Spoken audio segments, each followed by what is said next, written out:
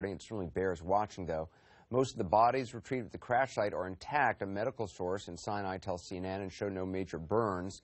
Flight 9268 was on its way from the Egyptian resort of Sharm el-Sheikh to St. Petersburg early Saturday when it dropped off radar about 23 minutes into its flight.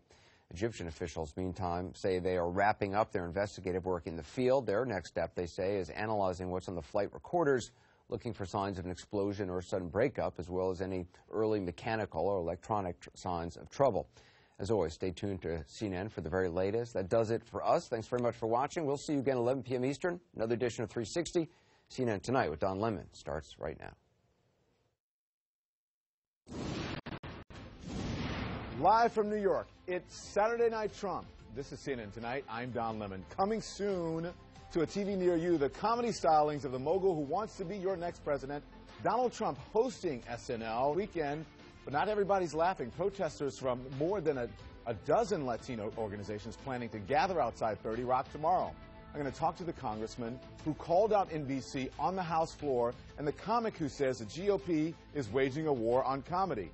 Meanwhile, a year away from the election, Sarah, Donald Trump's new book dropped today. As I said, you know, he's gearing up for this SNL this weekend. What's the latest on this day in Trump? Yeah, as you may know, Donald Trump likes to promote himself. So today he was at Trump Tower releasing his latest book, and he gave us a little preview of what we might expect between now and the end of the week as he gets ready for SNL. Take a listen. This evening, I'm meeting with Lorne Michaels and the whole staff, and we'll start the preparation. We'll pick our skits. Am I nervous? Not too nervous. Not too nervous. But we'll do a good job, and we're going to have a fantastic show. We're going to all have a lot of fun. My Jeb impression? No, I don't want to do that. I don't like showing a person sleeping at a podium. So you saw there, Don, he's holding back his Jeb impression, but maybe we'll see that later in the week when he finally does get a chance to host. So, Sarah, Donald Trump does a ton of media all the time. So why is this particularly controversial? Well, as you said, there are a number of Latino groups who are protesting the fact that Donald Trump is hosting, so he'll be on throughout the entire show. And I think their issue is that it's not a news show. When we look at Saturday Night Live, it's an entertainment program, and Donald Trump, of course, has offended a number of groups, particularly Hispanic groups, with some of the disparaging comments he's made about them. And they don't feel like he should be... People were trying to figure out why Ben Carson was, doing a book tour during the middle of his campaign, but Donald Trump's book came out today. Why is he doing this in the middle of a campaign? Well, and Jeb Bush has a book out, too. I mean, this is kind of what you do when you run for president. You put a book out, and, of course, you get the sales from that. Donald Trump says he's going to be donating his proceeds. But if you look at someone like Trump, this is a way for him to sort of put out a campaign manifesto and say, look, I'm serious. I wrote a book about what I want to do for America. Now, if you dig a little deeper into the pages of this book, he doesn't put out a lot of new policy ideas. He doesn't really dig very much below the surface of a number of ideas he's floated on the campaign trail. For instance, he just sort of says, I'll fix Social Security. He doesn't say how he'll do it, but the fact that he has put out a book does send a certain signal that I'm serious about this and I do have a plan. Okay. Thank you, Sarah. We appreciate your reporting tonight. I want to bring in now Congressman Luis Gutierrez, a Democrat from Illinois. He wants NBC to disinvite Donald Trump from Saturday Night Live. Also with me here is Sirius XM host Dean Obeidallah and comic and a former SNL staffer. Interesting insight will come from him, and Gabriel Sherman, the national affairs editor for New York Magazine, or as we call him, Dad. And so it is the right thing to do to stand up. And, Don, I don't want to get into an argument with you either. But no, I'm not arguing with you at all. It's just, this is just over time. That's it. If they hadn't said in June that they wanted no relationship, and today, because of ratings, they want to put them on their show. And look, he's not just showing up, for a cameo shot. He's actually going to be the host of the show, which means they want their show to be linked directly to him. And I think that's just wrong. He's also hosted this program before. And then just to hear because Donald Trump has said a number of times, and people say he called all Mexican immigrants racist or criminals. He says when Mexico sends their people over, they send their murderers and their rapists. So just to play devil's advocate there. But he has hosted the show before. Dean Obeidallah has some insight on that. And Dean, you were there the last time he hosted the show. Why do you think the controversy at this moment is happening? Well, that's exactly what Congressman Gutierrez is saying. It has to do with his comments. I mean, and I'm not a defender of Donald Trump. He said things about my community. I'm Muslim. But Saturday Night Live is not validating Donald Trump's views by having him on. The same way they didn't validate Hillary Clinton's views by having her on the Cameo.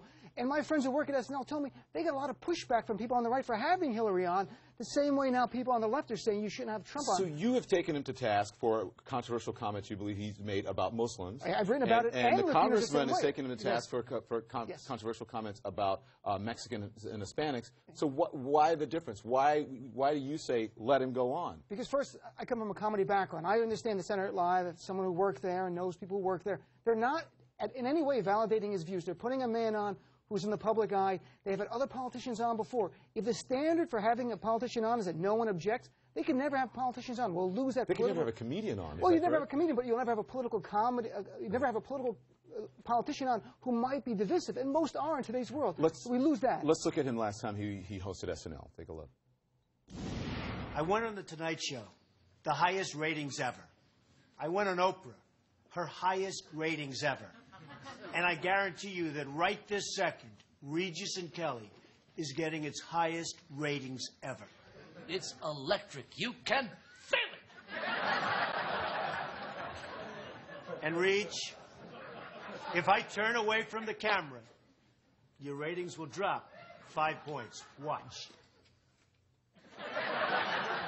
So he's been doing this for a while, talking about ratings, talking about polls. He loves them. You said this could be the most unique show ever. Well, I wrote an article for CNN that just came out about the fact usually the host comes on and the show have the same agenda, the funniest show possible. The added thing for this is that Donald Trump wants to help his campaign by going on this show, and there might be a conflict with what the writers want to do and be as funny as possible. Donald Trump goes, that doesn't help me in this campaign. So you might have more challenging time than ever for the SNL writers going with Donald Trump. So, Gabe, what do you think the strategy is behind this? Because there are people who would say, listen, he's already a media celebrity. He needs to talk policy rather than, comedy. What's the strategy here? Well, listen, I agree on, first of all, on the point about comedy. It needs to be a safe place. We can't be policing what comics can talk about, who can be involved in comedy. It is like the ultimate sacred safe space in terms of the First Amendment. But to Trump's point, I think his job is to show that he can laugh at himself. I mean, he's made these devices.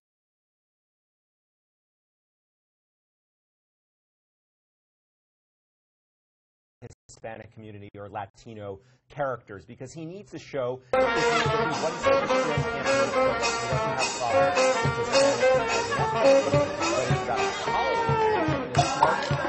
strategy to show that he is getting along with his characters.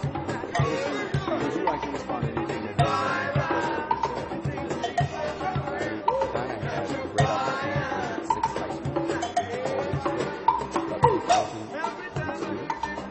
They didn't ask me about grants. They didn't ask me how I could help people in college. They didn't ask me about testimony or these They asked me about Donald Trump and what I would do, whether or not to put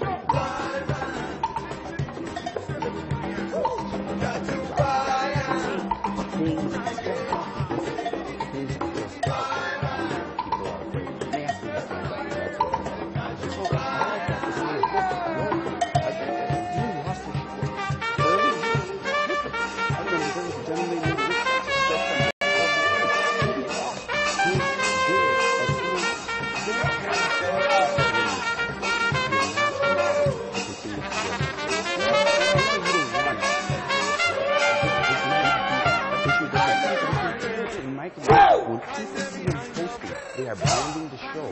That gives credence to the racist things that he said. No, I didn't say it was not an important issue. What I said, I'm just here to facilitate because we don't have a lot of time. I want to make sure that everybody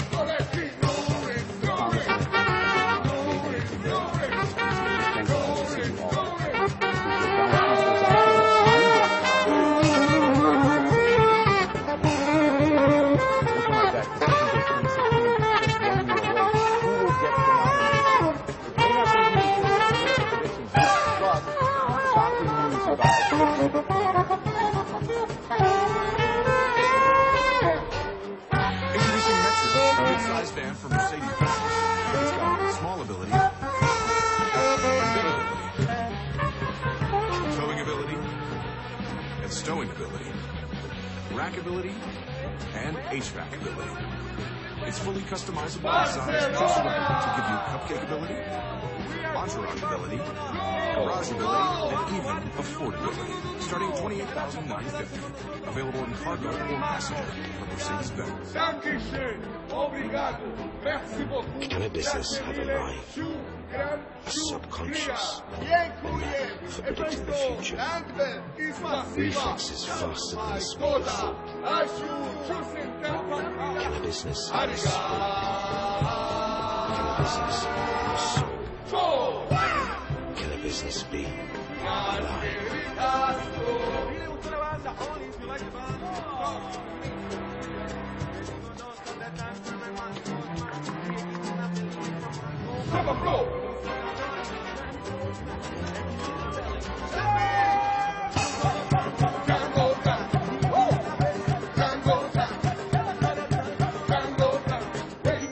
The beautiful sound of customers making the most of their life. Power, Wi-Fi, and streaming entertainment. That's Seize the Journey.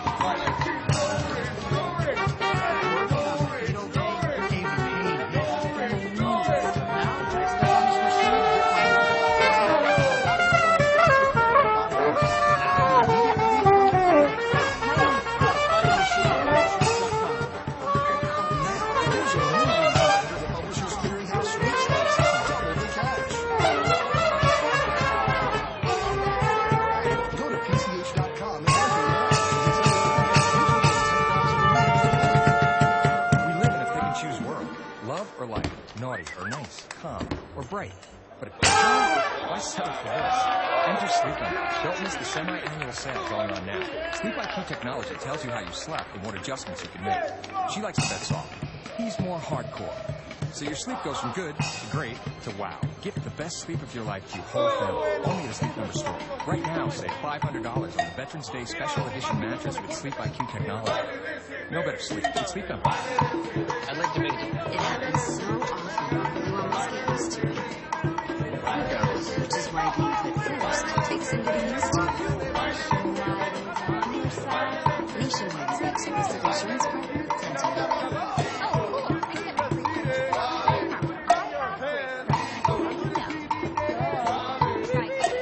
It's free, and you can see your stories right there.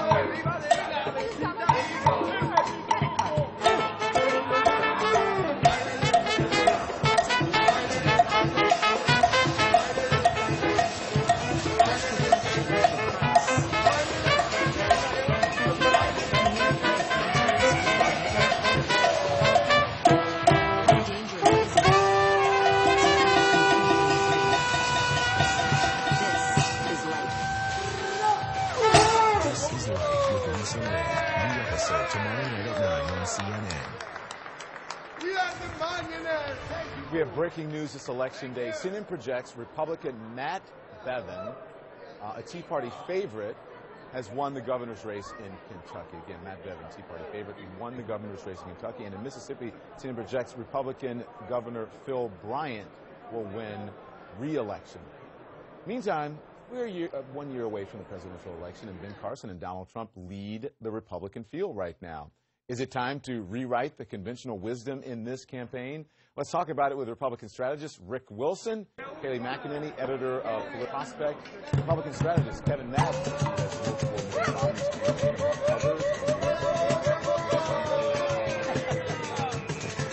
You have a gentleman and Charles Blow,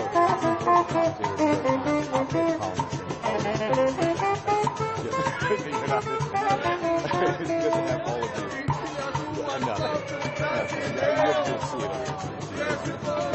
Okay, so I'm going to start today. What are you looking Hillary Clinton versus either Ben Carson or Donald Trump? Who's it going to be? The odds are certainly in their favor, John. I don't think we've really ever seen an election cycle like this. You look at Donald Trump, he's been polling number one for 100 days. Romney, you know, was a very up and down kind of vehicle at the top, shocking 1 and 2. Here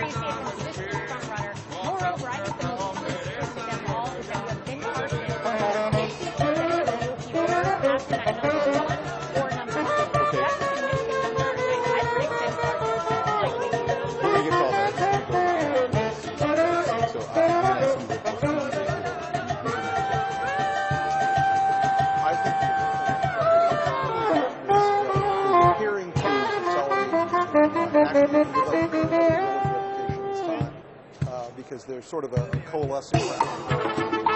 Sanders may be raising some money, but and if I were to put odds in there, I would say that actually Marco Rubio for a couple of reasons. I think concerns are still over stocks, and I think there's still a desire for the private companies to see something they know can go in and face up against Hillary Clinton, not only on the debate stage, but on the campaign trail. All right, let's answer more questions. I mean, if you take today, right, so you would obviously project, maybe you would project Rubio, maybe, but I don't know. But there are all these unknowables, because you cannot predict. You have, like you said, an entire year for those things. Most of the businesses are but this is a non-traditional. Well, I mean, I think polls matter. We have to talk about polls. The trend lines. I think it's, I agree with Rick. It's more likely to see Rubio nominated out of the art contest. Rubio stacks up very well with this. Let's put this up like this. Here's the head-to-head polls. Clinton versus Carson, 47. Clinton versus Rubio, 47. And then Clinton versus Bush at 43%. As Charles said, I wouldn't count him out. And then Clinton versus Trump, 50 to 43%. So, what's your first one?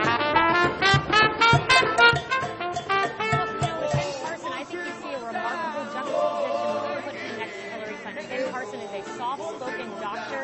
He pervades honesty. It resonates off to him. He's your neighborhood doctor. It's the vibe that you get from Ben Carson. You contrast that with Hillary Clinton, who's under FBI investigation for potential criminal charges. Fewer than a third of the nation trusts her. It's a very stark contrast between the two. The authenticity on one hand and inauthenticity on the other. Charles, you made the point that Carson barely spoke during the last debate. Well, yeah, I think part of his appeal is that he just doesn't create, he doesn't cover the water. Right? And so that's part of what people like about him. I think, more problematic to him is that to me he feels more like Trump than and so you have both him and Trump now selling books while on the campaign trail. That's what they do. So he chose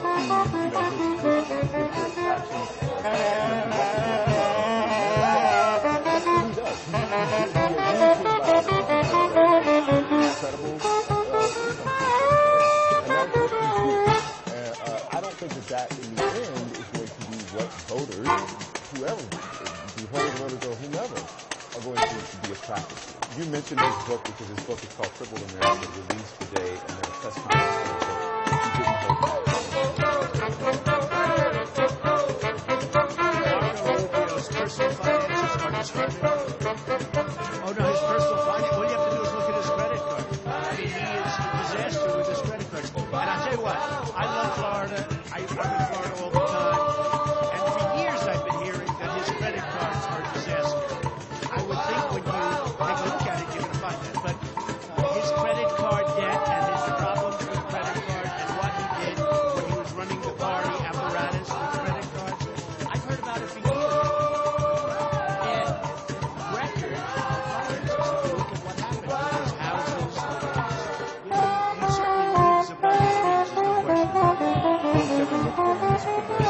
Why do you think he's coming so hard against? What does it say he's coming so hard against? Well, Rubio, I mean, the buzz right now on Rubio is starting to see emerging as probably the candidate that comes out of that other bracket, which is the more traditional candidate bracket. So Trump wants to take that pen off right now before he has to put it on late. Is it kind of a hybrid if you look at the genesis of Marco Rubio as a national candidate, it came from the energy of the Tea Party back when he ran for Senate and took on what would be then the traditional sort of establishment candidate, Charlie Crist in Florida. So he has an ability, probably better than anybody else now, to bring together the traditional wing of the party and the outsider wing. Rick, I'll give you the last word. Well, being the Democrat that he secretly is, Donald Trump, of course, was regurgitating and vomiting out Charlie Crist's ex-president talking about Marco Rubio. He was reading straight from the Charlie Crist a series of assertions which have been thoroughly debunked and dismissed. And it doesn't surprise me because Donald Trump is spiritually and politically, frankly, a Democrat running as the same kind of rhetoric and talking points that Charlie Crist did against Marco, rather than successfully. Rick, next time you come on, I want you to say how you really feel. All of you. Thank you so much. Shocking news about addiction. Plus, Tarantino says he won't be intimidated by the police, but he go too far. He spoke out against police brutality.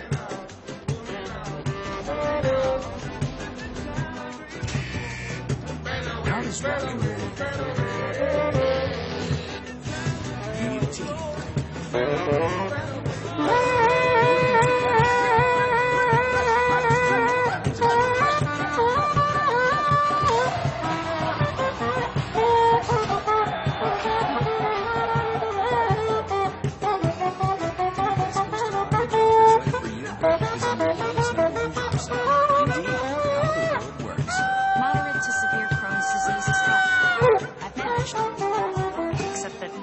Managing my symptoms was all I was doing. And when I finally told my doctor, he said Humira is for adults like me who tried other medications but still experience the symptoms of moderate to severe Crohn's disease. And that in clinical studies, the majority of patients on Humira saw significant symptom relief, and many achieved remission. Humira can lower your ability to fight infections, including tuberculosis. Serious, sometimes fatal infections and cancers, including lymphoma, have happened, as have blood, liver, and nervous system problems, serious allergic reactions, and new or worsening heart failure. Before treatment, get tested for TB.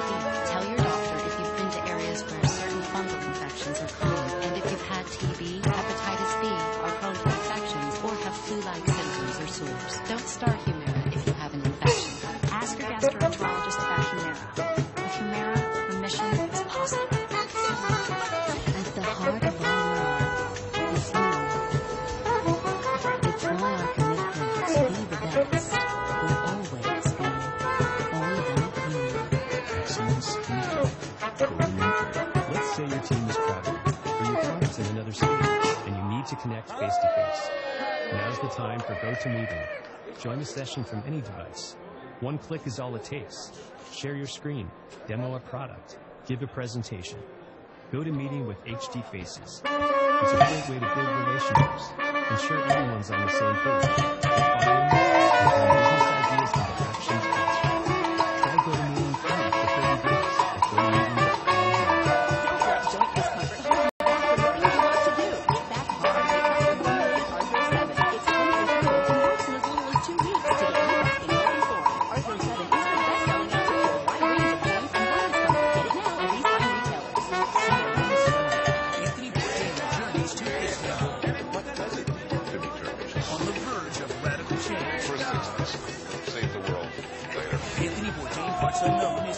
Sunday at 9 Eastern, 8 Pacific on CNN. This is CBC Vancouver. On radio and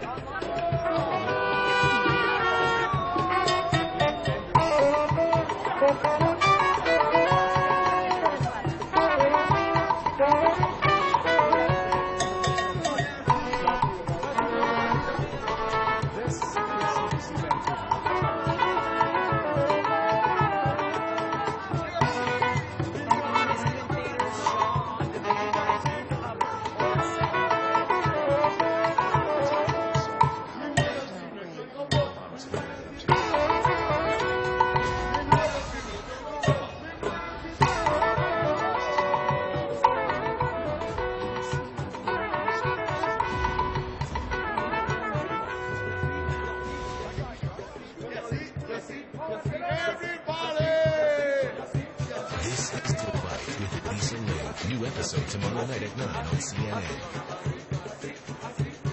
Here's some breaking news. It's from Ohio, where CNN projects voters will say no to legalizing marijuana. It's an issue that came up in last week's Ohio Governor John Kasich says he doesn't favor it. Here's why. Sending mixed signals to kids about drugs is a disaster. Drugs is one of the greatest scourges in this country. I spent 5 years in my administration working with my team to do a whole sort of things to try to rein in the problem of overdoses. Shocking Drug use, alcohol, and mental illness has gotten so severe that for the first time in any first world country, the death rate for white, middle-aged people is on the rise while it's declining for Black and Hispanic. It is a finding that stunned researchers and its implications for the election and the common campaign trail.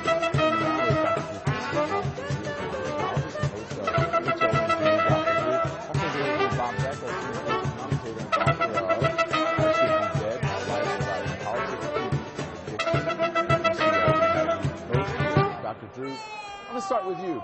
You know, for the first time, experts like you have known, for a long time, I should say, have known that there is a big problem out there with drugs and alcohol addiction and mental illness. We talk about it on your show and on your show all the time. But the numbers are still shocking. Why is this particular struggling so much? Well, there's 2 points to make. One is not a surprise.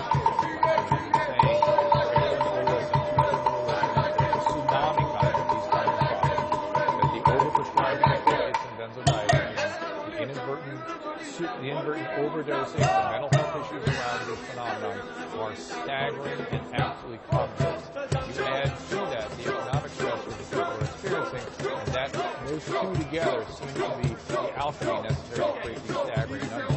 Precisely why this is happening and why so intensely and also worked out. But I would say the first point that I've been watching for the last 10 years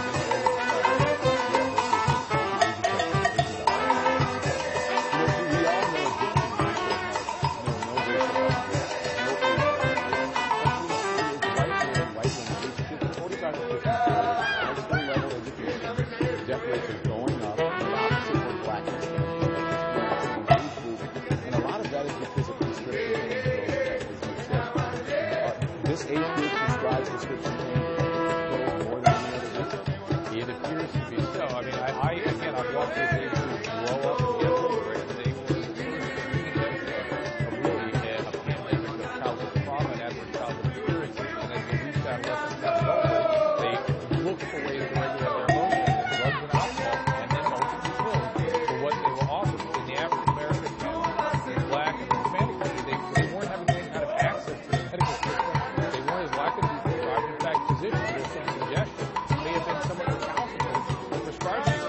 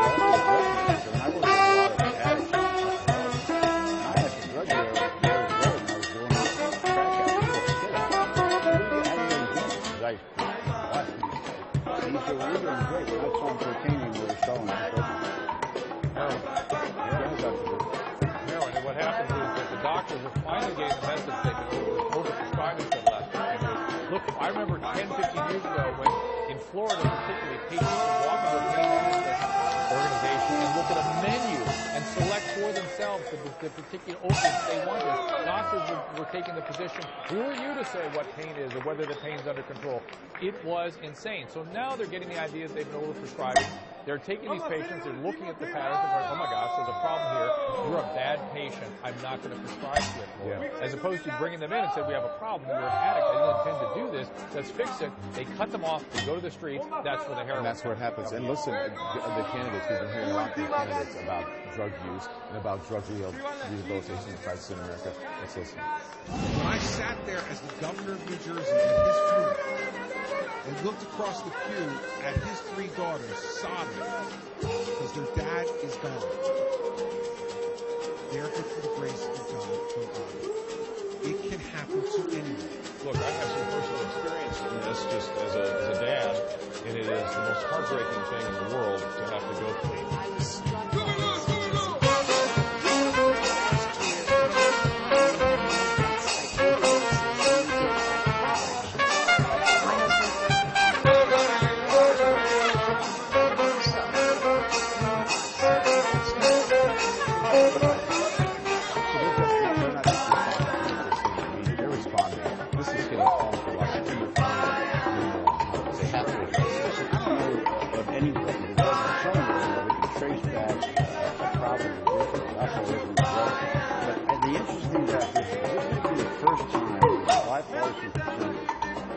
Democrats and Republicans have come to a conclusion that this is a very big problem. We're talking about millions of people. You're talking about millions of voters. Number of people affected by drug overdoses.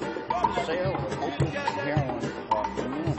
If you're not doing yourself as good as you can, because it is a prevalent and it demands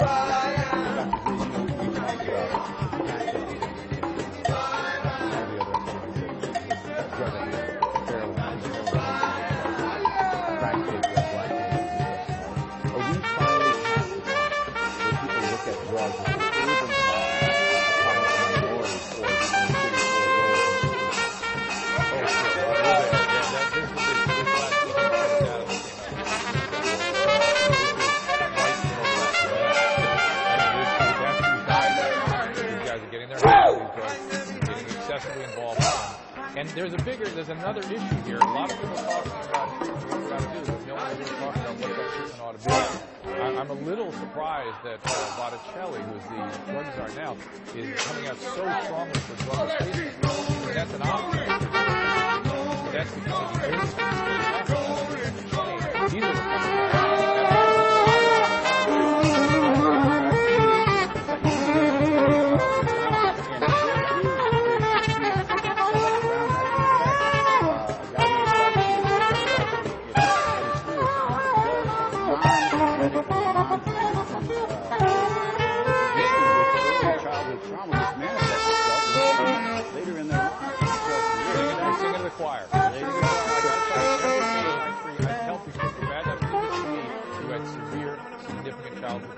and that needs to be treated. Thank you, Dr. Drew.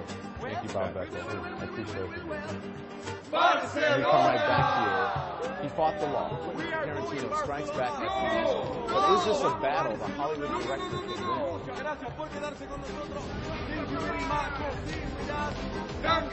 And the game can be official. Hey, man. Is that you? You look a day over 70, am I right? If you're Peter Pan, you stay young forever. It's what you do. If you want to save 15% or more on car insurance, you switch to Geico. It's what you do. You make me feel so springless. If you have moderate to severe plaque psoriasis, isn't it time to let the real you shine through? Introducing Otezla, the Herbalizer. Otezla is not an injection or a cream. It's a pill that treats plaque psoriasis differently. Some people who took Otezla saw 75% fewer skin rashes in 1 month. And Otezla's prescribing information has no requirement for routine monitoring. Don't take Otezla if you are allergic to any of its ingredients. Otezla may be service for depression. Tell your doctor if you have a history of depression or suicidal thoughts.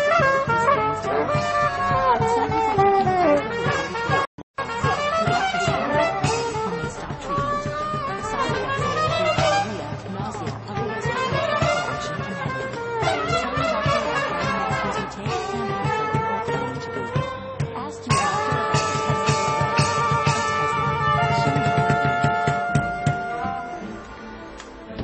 Can a business have a mind? Subconscious, and not predicting the future. Reflexes faster than the speed of thought. business have a spirit? Can a business have a soul? Can a business be alive?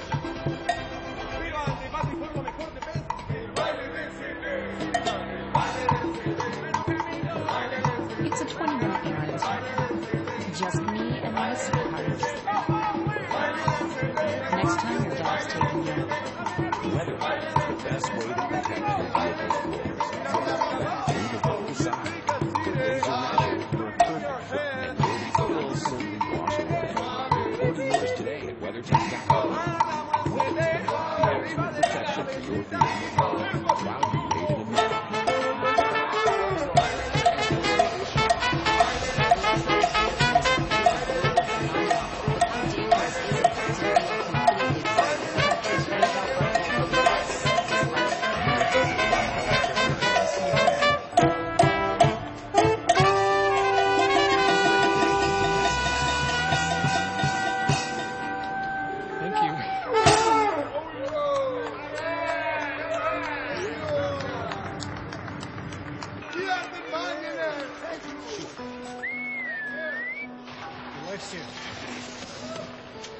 Seriously?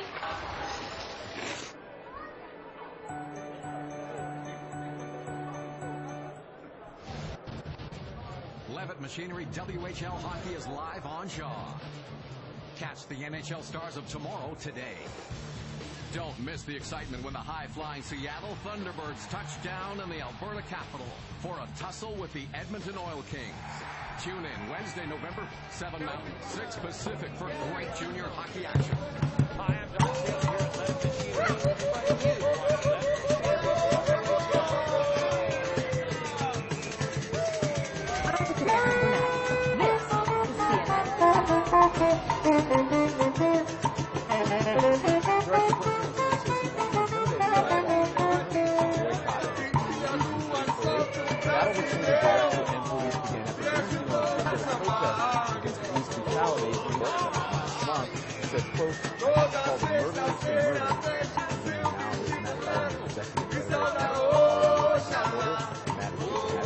Let's listen to what the said.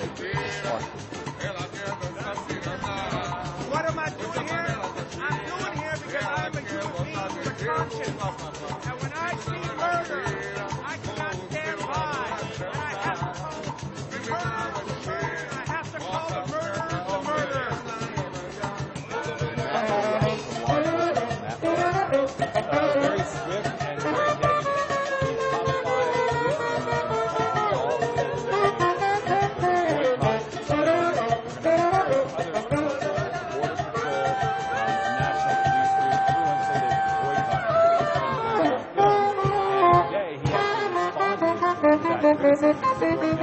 Yeah, we're going to get to that. Before I get to what he said, I want to talk about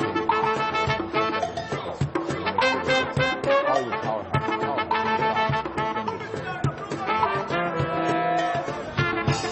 Quentin Tarantino.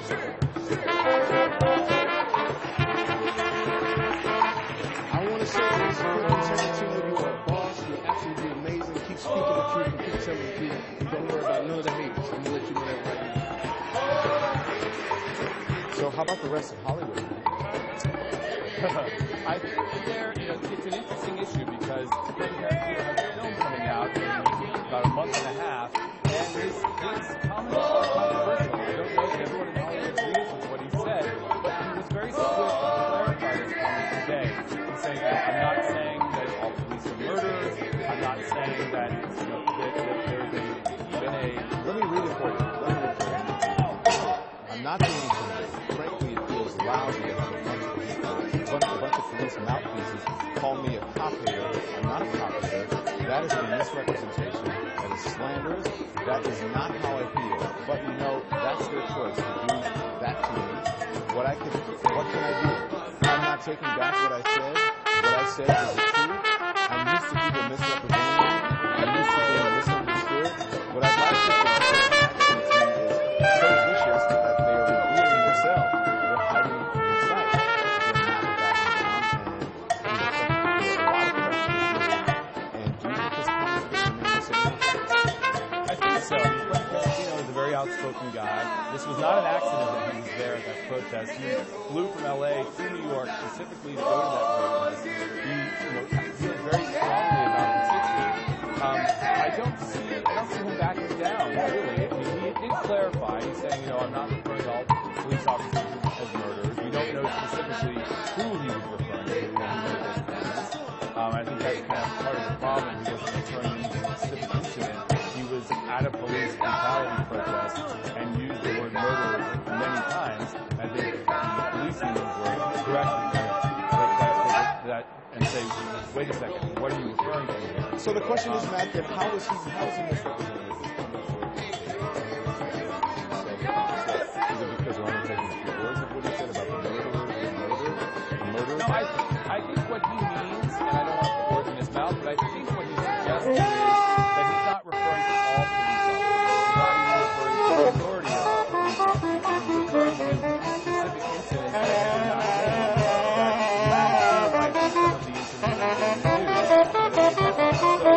I think what he clarified was that he is not anti-police, that he is calling out specific incidents. I'm telling you, Hollywood Reporter, thank you very much. Appreciate you joining us here this evening. Let me turn my back. Tarantino, go too far.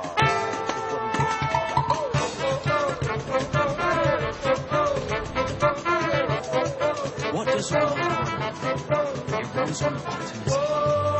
Is what sparks ideas. It moves the world forward. Invest with those who see the world as unstoppable. Who have the curiosity to learn more than expected, and the conviction that it's a work for the long term. Oppenheimer Funds believes that's the right way to invest in the spirit of a beautiful world. I love Rudy's smile, so I give him these milk-warm brushing shoes. It's a treat that's proven to clean as well as a toothbrush to help keep his teeth and gums clean and healthy. This is my favorite. Say it with Milk Boat. Introducing Metris, the mid-size van from Mercedes-Benz. It's got swallowability, bigability, towing ability, stowing ability, rackability, and HVAC ability. It's fully customizable to the size just right to give you cupcake ability, entourage ability, garage ability, and even affordability. Starting at $28,950. Available on Carnival or Passenger from Mercedes-Benz. The truth is, that keeps you up at night. You can't just catch up on sleep the next day. New Alka-Seltzer Plus hot relieves tough cold symptoms in quiet spots for 8 hours to help you sleep at night. New Alka-Seltzer Plus Light Mint.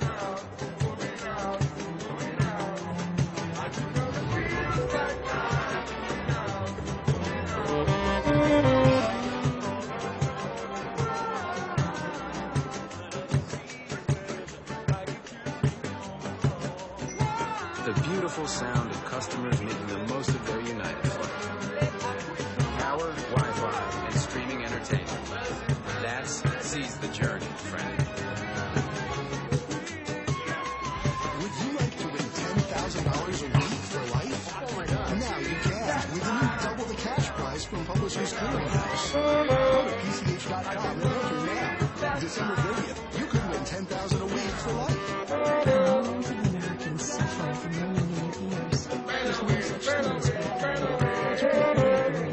It's Liquid Flavonoid,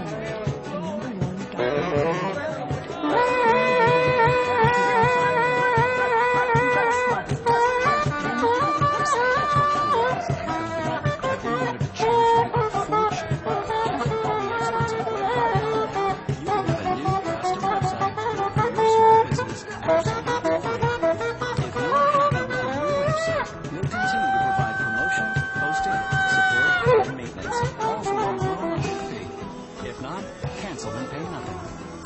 Call 1-800-828-8995 today.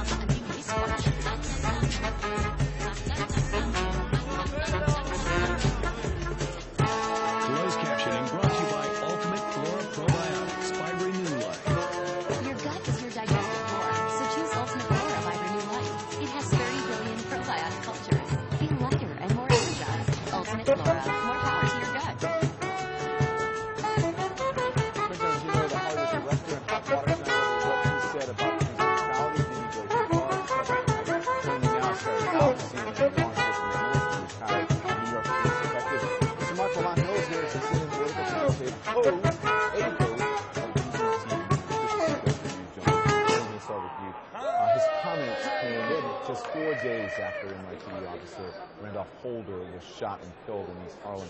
The commissioner here, Commissioner Bill Bratton, said that this of his comments on a radio show. He said, shame on him, particularly at this time, that we are grieving the murder of a New York City police officer.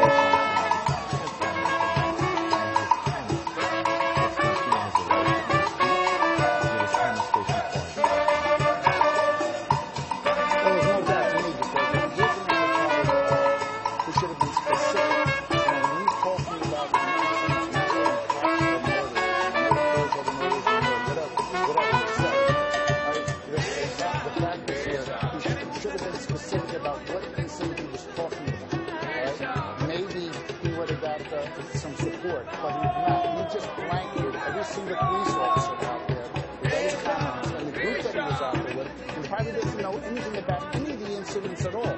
Maybe what he really wanted to do was just get a little publicity for his new movie.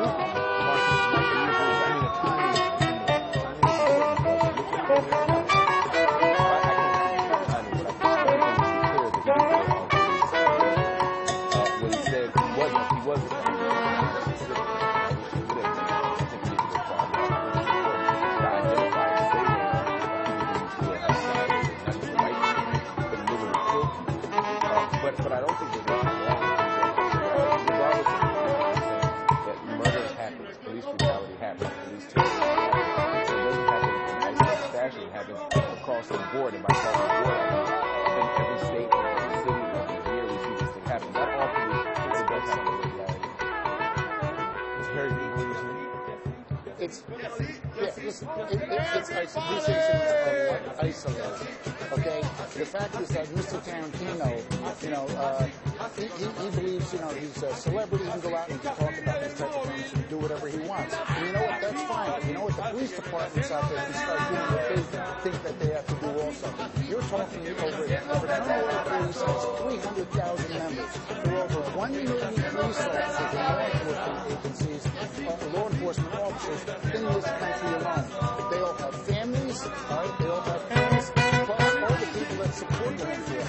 Mr. Tarantino thinks that this boycott is something we shouldn't worry about. And I'll tell you what, we should worry about it. And the other producers who are involved in the movies, they're also very worried about it also. So I think he's got something to worry about. And even if he comes out and apologizes tomorrow, we all know it's not coming from the heart. All right? So as far as we're concerned, police officers need to go out and start battling this type of things. And we're not seeing that. And thank God. I'm starting to see it. I don't think he's apologized. He's going to apologize. He doubled down today.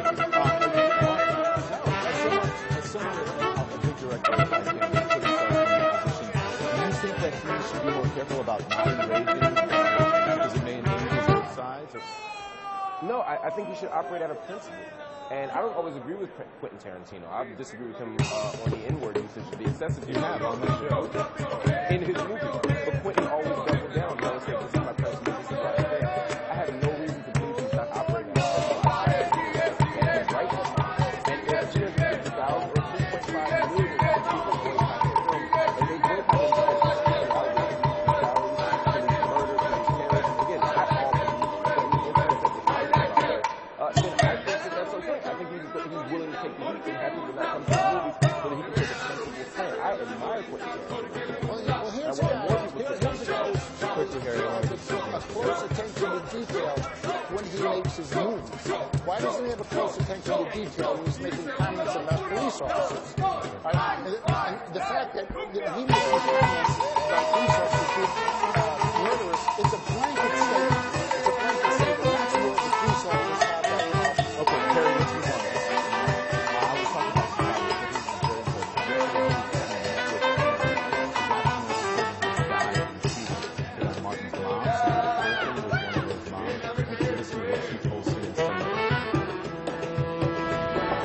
we all understand that all officers are not bad officers.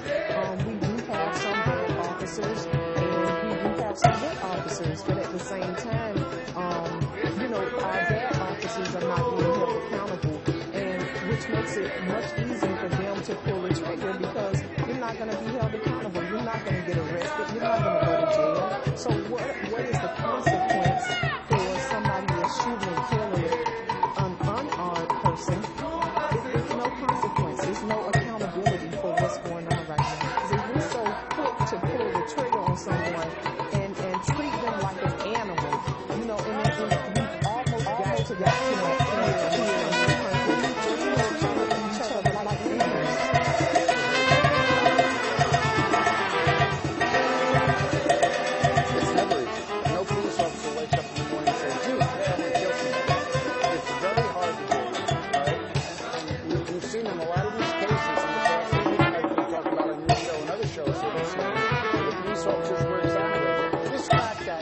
police officers can't shoot somebody because they're not armed is not true. Police officers can't shoot somebody because the police officers feel their life is in danger. And these police officers have been exonerated.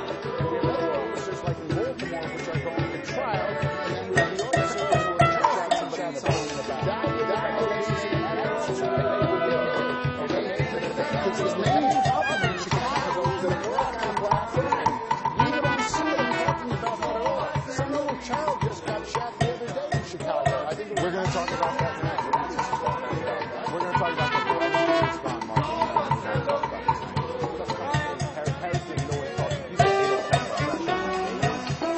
I was in Chicago last week dealing with Chicago violence. I've been in Chicago 10 times in the last 14 months dealing with this. There are people who are on the ground in Chicago every single day doing violence interruption. There are people on the ground every day doing conflict resolution. So it's just not true to say people aren't addressing it. The protests and the marches look different for black-on-black violence and gang violence than they do for police. I don't have the same trust in the Bloods and the Crips. So it's a slightly different circumstance here. Harris said that police officers don't wake up and say, I'm going to go shoot somebody. I don't doubt that. I think they oftentimes really feel there's a visible threat. Oftentimes there is a white supremacist anxiety about black bodies that makes everybody seem like a threat, even if they're not holding a weapon. And yes, some officers... That's a load, Mark. That is a load, and you know it. Well, no proof to that at all. Okay, let's... Mark, I have less television. There is a Stanford study that shows this. Right. There are multiple studies that show this. Look at Stanford. You say that you're not true. Stanford. That's somebody we can believe. A bunch of... I should just believe it. I should just believe a retired cop. Essentially what you're saying is we should ignore data, evidence from the universities, randomized control trials, experimental studies, and we should believe you as a every cop out there a murderer where they've been cleared. Do you think the officer in Ferguson was a murderer? Mark. You completely changed the subject from... Do you think the officer in Ferguson is a murderer? No. Answer the question. I said no. That's an answer to your question. Do you think the officer in Ferguson was justified in doing what he did? Because you and I walked in the street. Right, so I don't know why we're talking about it now. You just said that we should do some studies to show that racial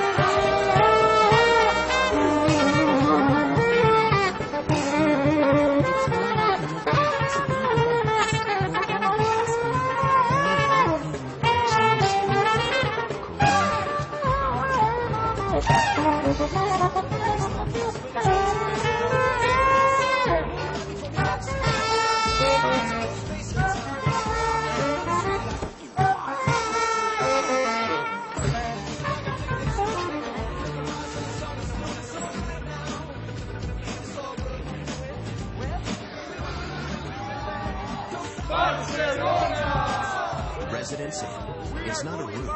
It's a residence. How do robots work? It takes all kinds of jobs. And the best place to find the job that's right for you is on the world's #1 job site. Indeed, how the world works. What do doctors from leading cancer centers in the country have in common? Many of them now call Cancer Treatment Centers of America home. Expert medicine lives here. Find out more at cancercenter.com. Cancer Treatment Centers of America. I'd like to make it. It happens so often, you almost get used to it. We got this. Which is why being put first takes some getting used to. Nationwide is on your side. Nationwide is the exclusive insurance partner of Plenty. What's it like to be confident?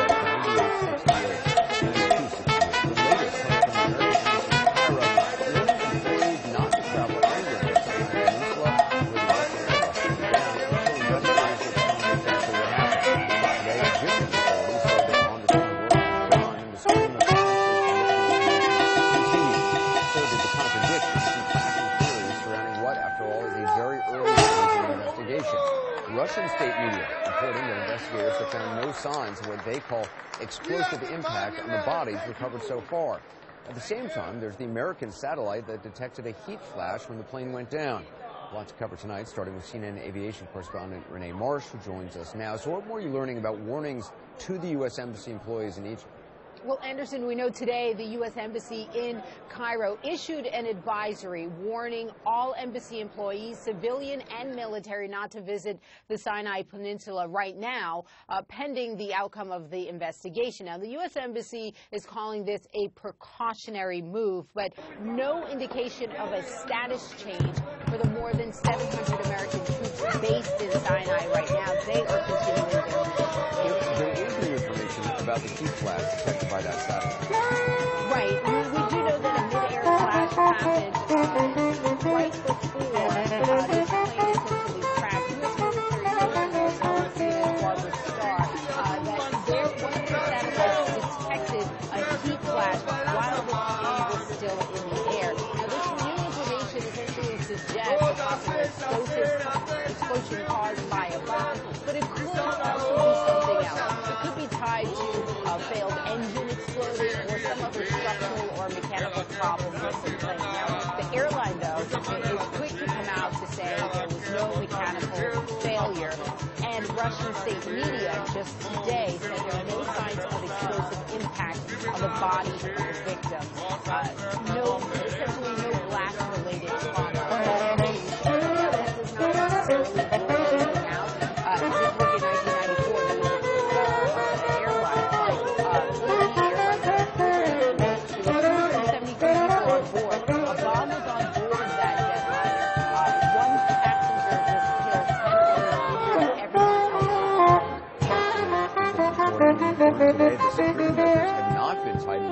at the airport in Sharm el-Sheikh. Egyptian authorities saying they're doing these, coming up with no indication of terrorism. Yet over the weekend, an ISIS affiliate appeared to claim responsibility for U.S. Embassy. So it's making all how much do we know about these ISIS-related insights? Well, Anderson, while this ISIS affiliate has run targets around Egypt, they've mainly been confined to the northern part of Sinai. They rose out of the Arab Spring in 2011, but it wasn't until after the 2013 overthrow of Islamist President Mohammed Morsi when a wave of violence started. They've killed hundreds of people, including soldiers, policemen, and civilians, and they do have some sophisticated weapons. They have anti-tank missiles that have not only hit tanks, but a boat in the Mediterranean. They also have shoulder-fired surface and air missiles where we've seen them take down a helicopter. So theoretically, with the shoulder-fired missile, they might have been able to bring down this plane. Is that correct? Well, there's really two theories of how they could do it. The first being a surface-to-air missile, which seems unlikely, and almost we can put that aside at this point. But the surface-to-air missiles that they have reached an elevation of about 15,000 feet. This plane was traveling over 30,000 feet. The other possible scenario is putting a bomb on board, and all the evidence points to that being a possibility, not the reason, but a possibility at this point. And if that did happen, that raises serious questions about security at Egypt's airports. Now, Egyptian and Russian authorities have downplayed any link to terror, saying that it is most likely a mechanical issue. But we really won't know what caused this plane to go down until the investigation is over and what we can learn from these black boxes. All right, and we appreciate you guys. Our senior safety analyst, David Susi. He's a former FAA action investigator, also pilot and CNN aviation analyst, Monica Ryan, and CNN military analyst, retired on General Hurtling. In this ISIS affiliate, they claim they brought down the plane. Would they have the capability to get a bomb on a control aircraft? They certainly could, Anderson, and the name of the group is Gilead Sinai, sometimes known as Ansar Bayat al-Maktam. They have been emerging within the last 2 years in the Sinai Peninsula. They've been troublesome to both the Egyptian government and the Israelis. Last July, in fact, the Israeli Defense Force put out a report saying this is the most prevalent and most static in the Middle East. That may be because they're on the southern border. They certainly have some capabilities. You mentioned the attack on a boat within the sea nearby by a Hornet missile, which is a Russian-made missile. They've also used it about every 2 or 3 days. They have attacks on Egyptian ground forces. So they are certainly a relevant group down here to start hearing more about it. Many people in the multi-source observer group, we have Americans, about 700 Americans there, have been reporting intelligence on this group for about 2 years. Daniel, the U.S. officials are saying this heat blast that was detected by a U.S. military satellite was detected midair. Now, if this turns out to be a massive mechanical failure, what could have happened? One example of that we have in history is the fact that when an aircraft came apart in flight and tore the fuel tank in half, and the fuel tank then erupted and caused the fuel to burn and causing this eruption of flash. And that could be what this is. In fact, in my mind, it's more likely that it's that than a bomb on board. Because a bomb on board had not have been too big to rupture the fuselage and cause this to happen, especially when you consider the fact that most of the passengers have no explosive residue on them, indicating that either it was torn apart from mechanical failure or that it was a small bomb inside. Miles, I mean, U.S. officials are saying this was a catastrophic event in flight. Could have possibly been a bomb or a massive mechanical failure. Do you believe a bomb is a distinct possibility? I do, Anderson, and I harken back to Phantom 103 over Lockerbie. You'll recall it was a very small amount of plastic explosives that caused that plane to go down. A strategically placed bomb near the tail section of an aircraft, for example, in this case, all the evidence would support that, given the fact where the tail section has been found in proximity to the rest of the wreckage. A strategically placed bomb there would not have to be a very large device. So you wouldn't necessarily get this, idea of explosive residue or burn marks on passengers as a result of explosion. All it takes is to knock the tail off that aircraft, and down it goes. I've spent time in Sharm el-Sheikh. I've never flown out of the airport. I think you've been to that airport. In terms of security, how good is it? A long time ago, Anderson, it was not very good. Certainly, I don't have any recent experience there. But it's a cool thing. A lot of Europeans go there. Russians, Western Europeans travel there because of the great resort area it is. And that's part of the problem with the Egyptian government. They don't want people to think that this is an unsafe area. But it is not.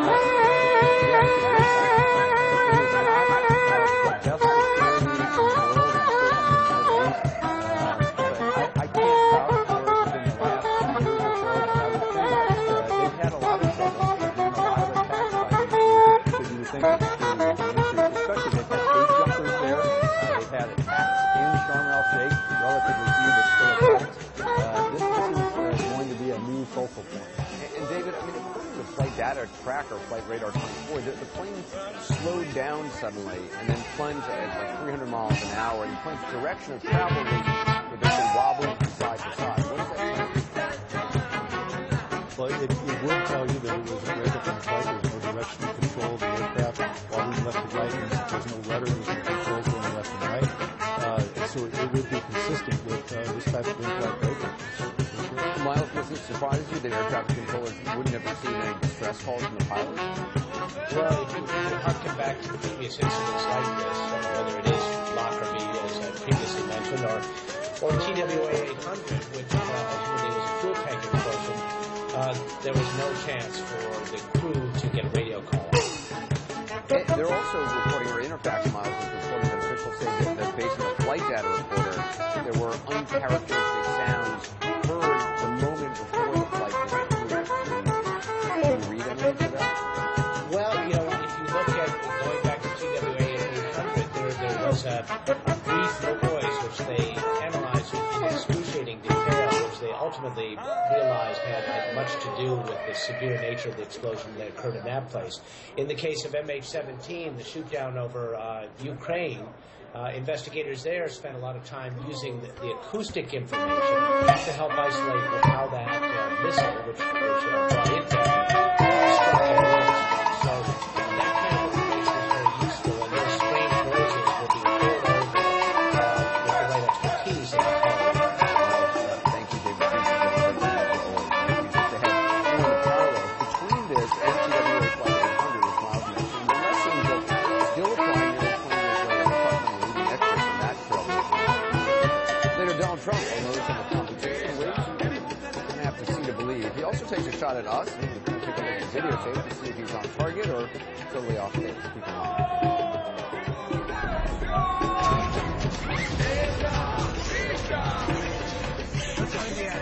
No, in the basement.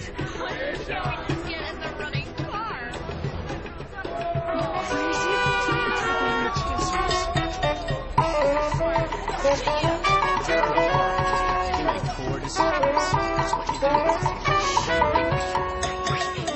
You want to save 15% or more on car insurance? This was too bad. It's what you do.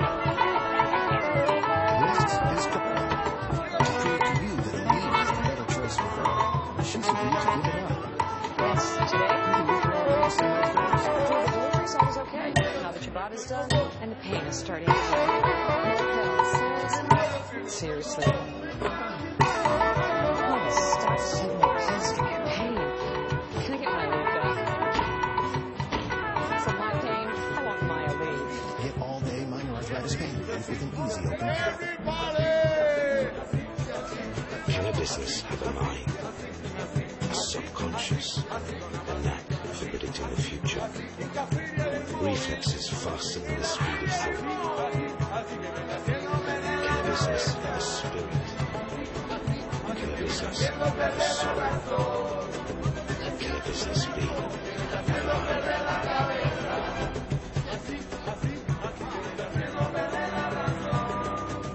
Well, right now you can get 15 gigs for the price of another 5 extra gigs for the same price.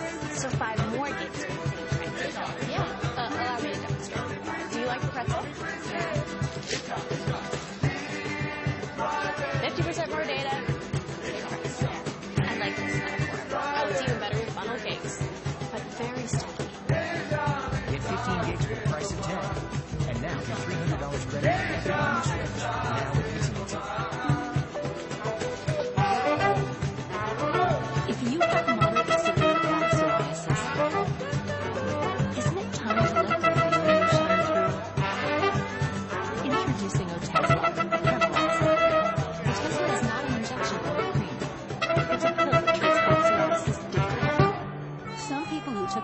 Otezla saw 75% clearer skin after 4 months.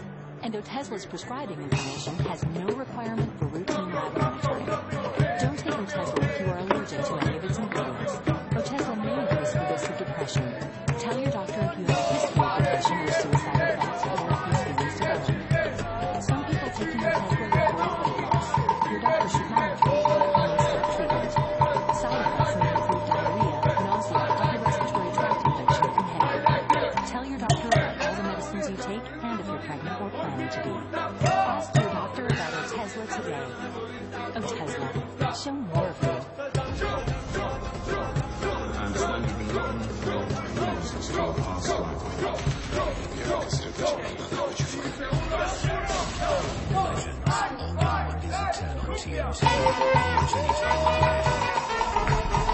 Breaking news in one of the U.S. industry employees are going to stay out of the sidelines and investigators to come out of terrible criminal responsibility. We've heard of Florida's downtime possibility that are hints of some kind of catastrophic mechanical failure, and frankly, more questions than answers at this early stage.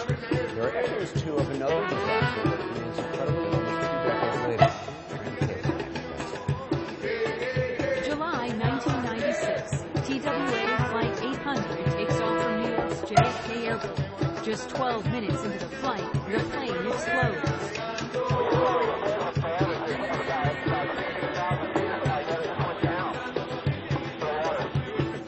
See the 2 wings fall off, and the fuel obviously coming out of the wings and the wing on fire. Captain David McLean was piloting a different airplane.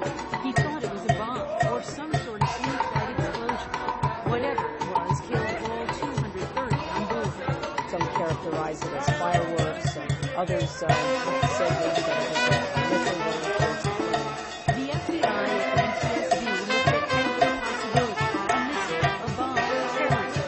The plane's black boxes were recovered in good condition, but offered little since both had stopped reporting. John Gold was with the NTSB. I spent hours in the day looking at every piece of method, looking for the telltale signs of a missile. There were none. The FBI did know it.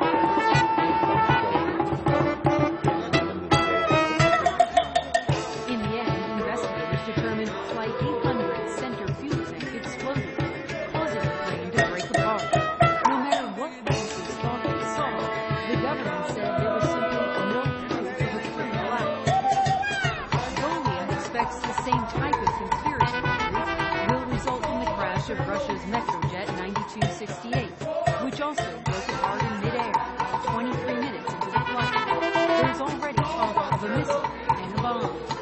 A heat flash detected at the time of the Russian jet crash suggests there was a catastrophic in-flight event.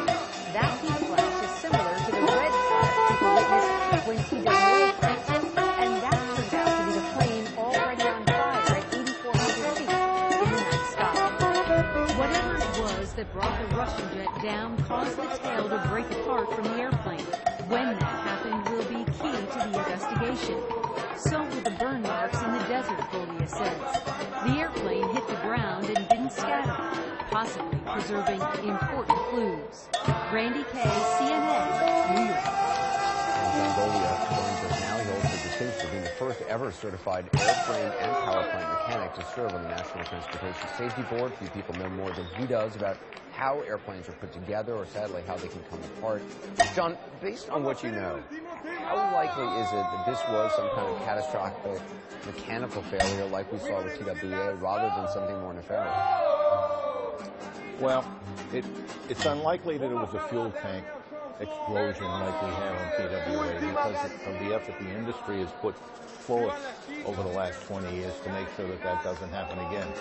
There was a tremendous amount of work and a lot of resources that went into making sure we won't revisit that event again.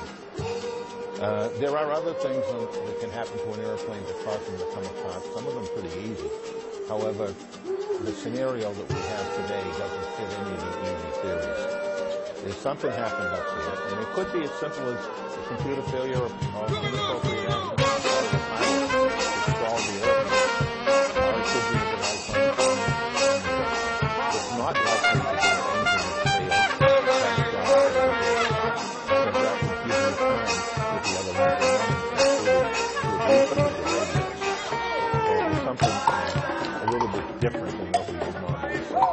There is this report mentioned in Russian state media that he looked at his body and showed no signs of explosive impact. But does that rule out a bomb?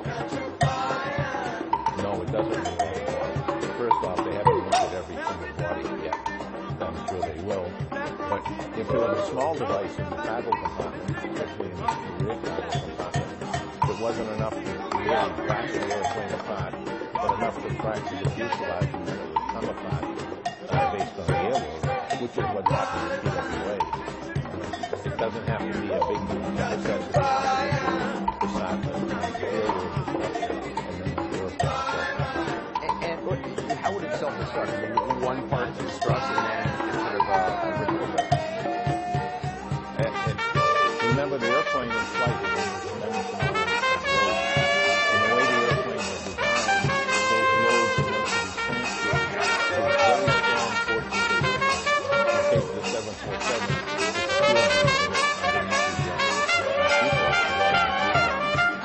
so once you get that flow of primary structure, moving the stresses into an area that you want it to go into, those stresses are going to areas of the fuselage that can't handle the stress, and they'll actually self-destruct. The same plane, back in 2001, suffered damage on the tail after it struck the runway, but is it possible that was that so long ago?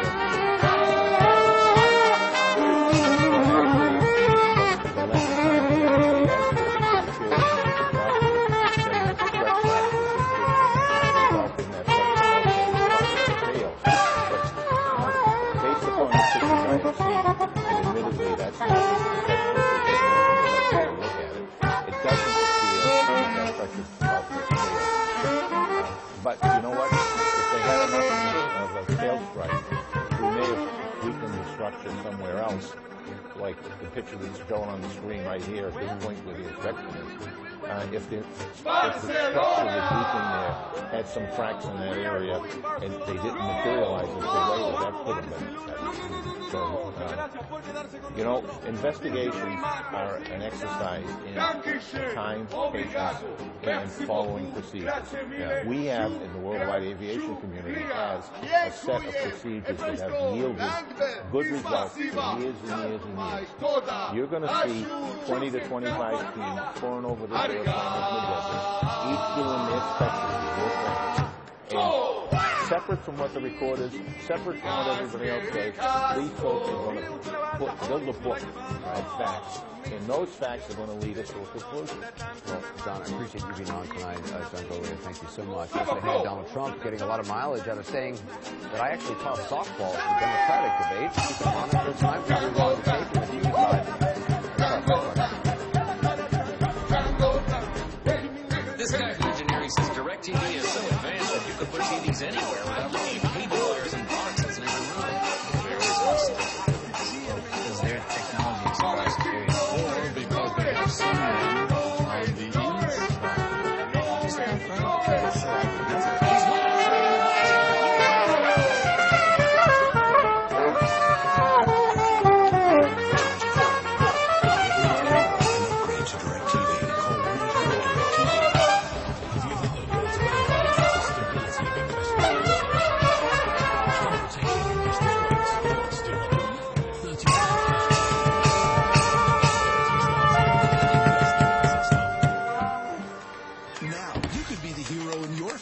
With the new Double the Cash prize from Publishers Clearinghouse.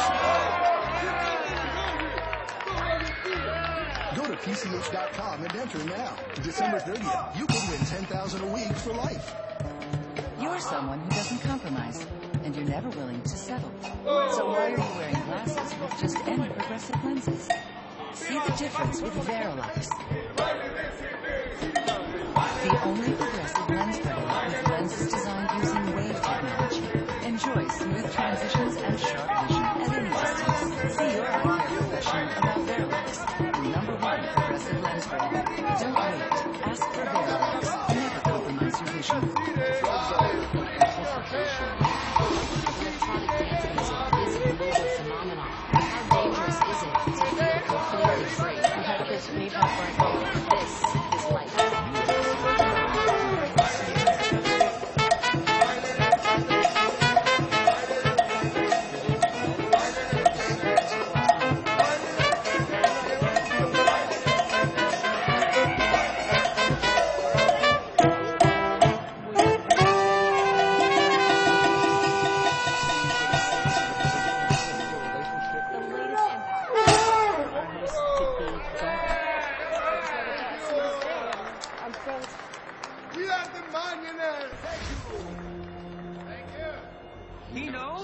Monday.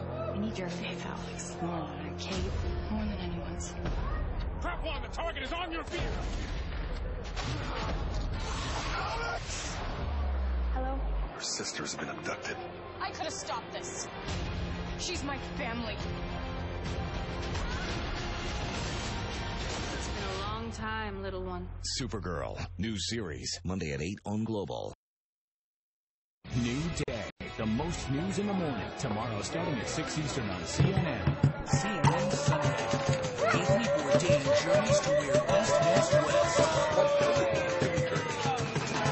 What's unknown is different. The city's central history. I like to make sure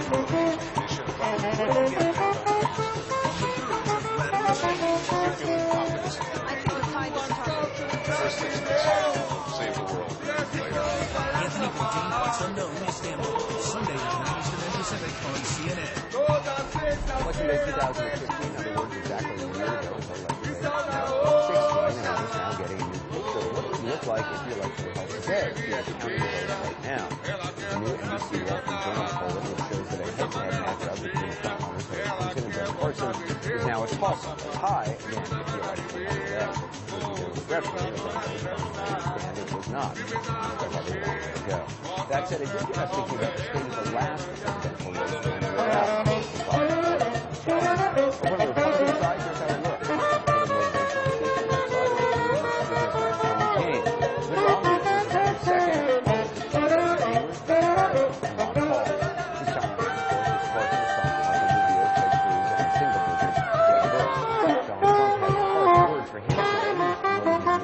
And this is the debate. He's making one big claim about the CNN Democratic debate that seems to be the exact opposite of what he originally said.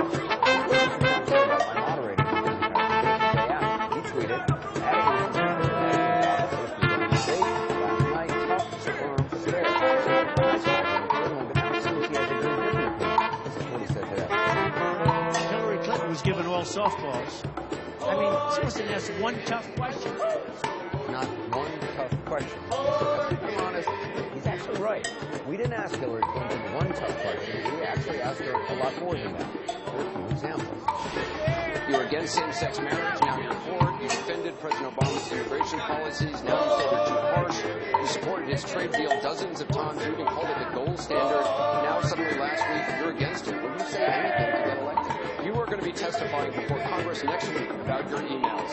For the last 8 months, you haven't been able to put this issue behind you. You dismissed it, you joked about it, called it a mistake. What does that say about your ability to handle far more challenging crises as president? In all candor, you and your husband are part of the 1%. How can you credibly represent the views of the middle class? You spearheaded the reset with Russia. Did you underestimate the Russians? And as president, what would your response to Vladimir Putin be right now in Syria? What would you do for African Americans in this country that President Obama couldn't? Do you change your political identity based on your policy? There's several questions I would like to candidate. As for his rivals, here's what Donald Trump said today about them. Jeff, he lacks the qualities you need. I think Marco is highly overrated. Highly overrated. Ben Carson does not have that energy. Marco doesn't show up to the United States Senate. What Jeb Bush was saying at the last debate, I don't know, but he didn't say it well. When the email problem came up, Bernie Sanders lost his whole campaign. You know, what he did was so stupid from his standpoint. Marco Rubio, his personal finances are discredited. Oh, no, his personal finance, all you have to do is look at his credit. I mean, he is a disaster with his credit cards. He certainly lives above his means. There's no question about that. My Jeb impression? No, I don't want to do that. I don't like to show my person sleeping in a podium. Let's talk about joining now CNN political commentators Jeffrey Lord and Jen Jones. Jeffrey, a former Reagan White House executive director, and is a former Obama administration official. Jeffrey, criticizing the debate moderators, I mean, whether it's me or someone else, going after fellow candidates, whether they're Republicans or Democrats, is the reality just that those sorts of comments are red meat for Donald Trump's base and they serve him well, or do you think there's a concern within the Trump campaign because he's now trailing? No, I think first, I voice sentiments that the base of the Republican Party in general, just about, I'm not saying specifically, I just mean debate moderators, the media, all of that. Right, but rather critical for one day, the day after the debate, before he takes the temperature of, his followers. He says, tough questions, fair, good job. And a week later, once they, back to attack moderators for the disaster at the debate, he suddenly now has a different opinion. I mean, that just seems odd. Yeah, I think so. Or no. Anderson, I know what you're trying to do. You're trying to get me fired. I'm on record. You're not on the record. Well, that's right. I've got wait, you're fired. It's coming over my phone right now. I said I thought you did a good job. Rush Limbaugh said I thought you did a good job. Yeah. I'm not going to look at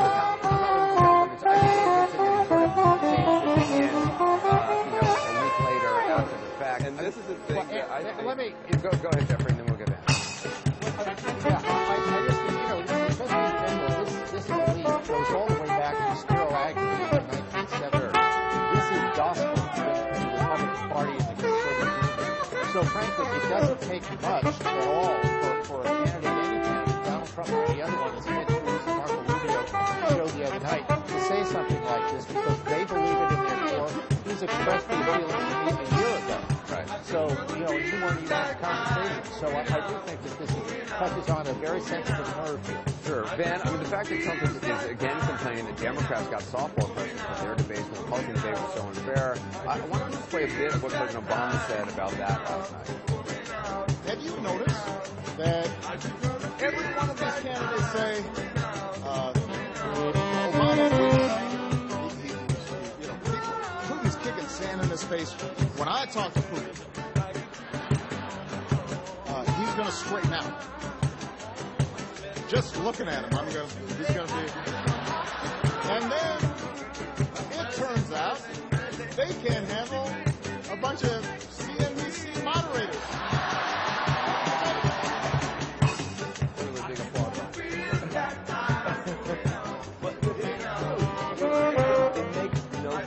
These guys are trying to be these tough guys and tough guys, and they go crying. And they've been crying now for a week. I mean, my kids don't cry about a big story. These guys are crying and crying and crying.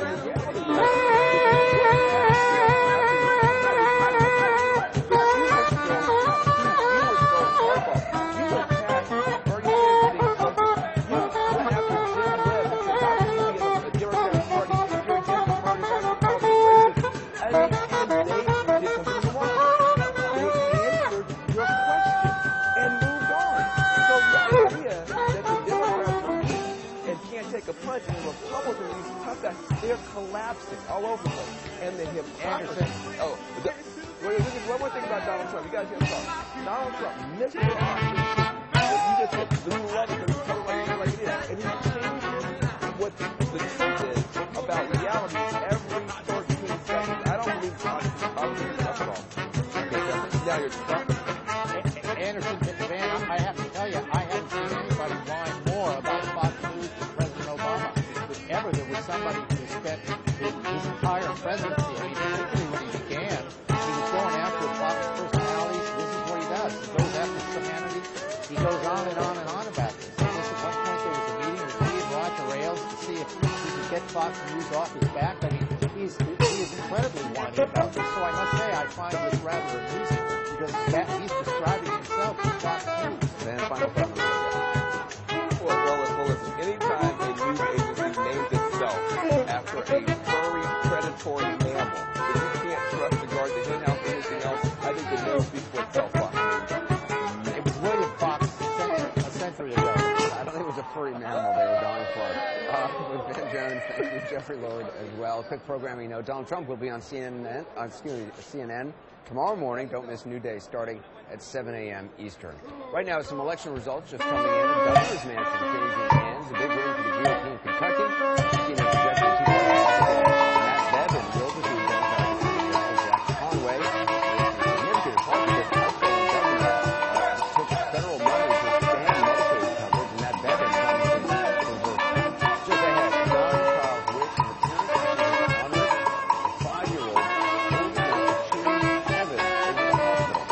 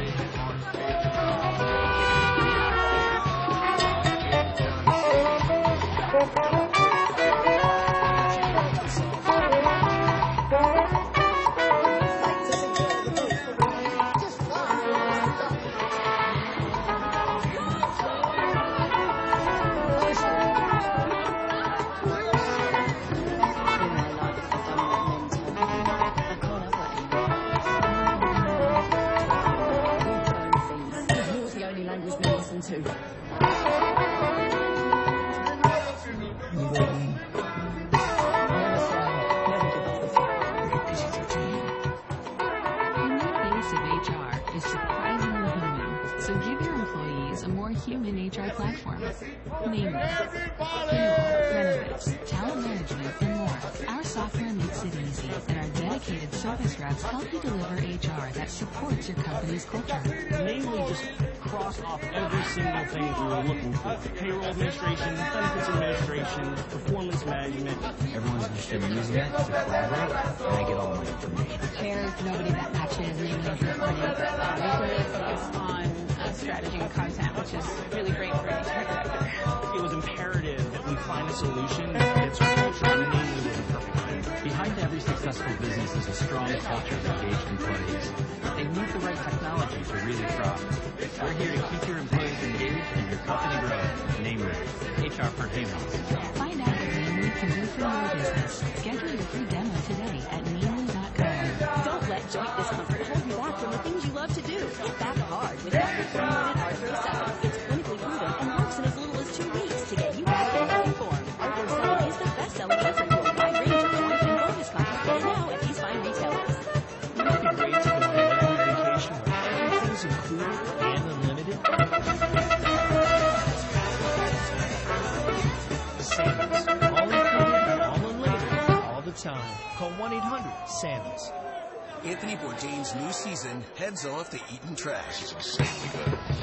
Anthony Bourdain Parts Unknown. New episodes Sundays at 9 on CNN.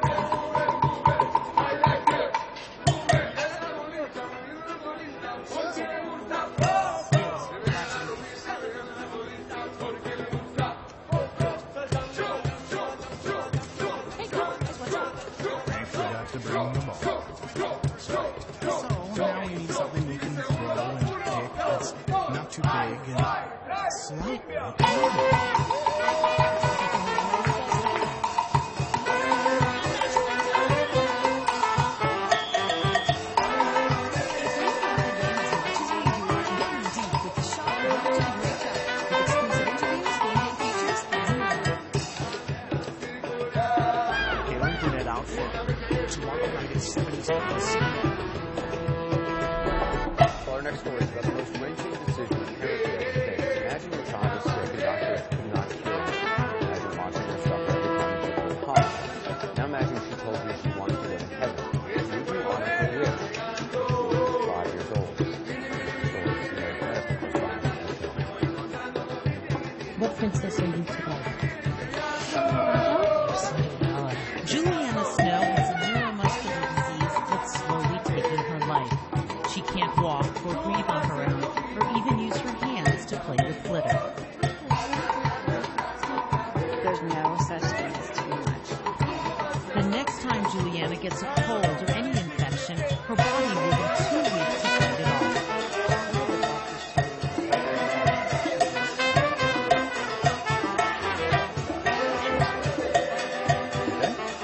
Juliana's doctors presented her parents, Steve Snow and Michelle Moon, with 2 devastating options. Juliana could die at home in her pink princess room, made comfortable, surrounded by family. Or she could go to the hospital, where treatment likely couldn't save her, or even if it did, she would likely have a terrible quality of life. So Michelle and Steve asked Juliana something almost no parent could even fathom. When she was just 4 years old, they asked her what she wanted to do, go to the hospital or go to heaven.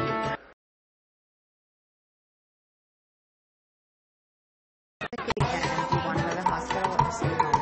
Juliana, not the hospital. Even if that means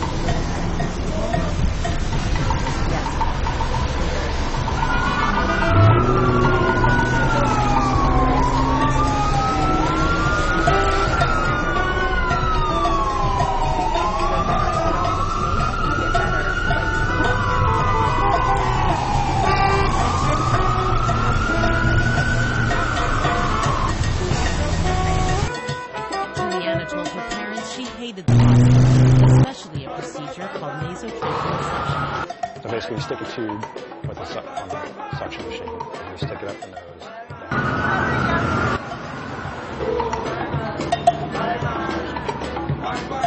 if given the choice of me or one of the other respiratory techs, she would usually.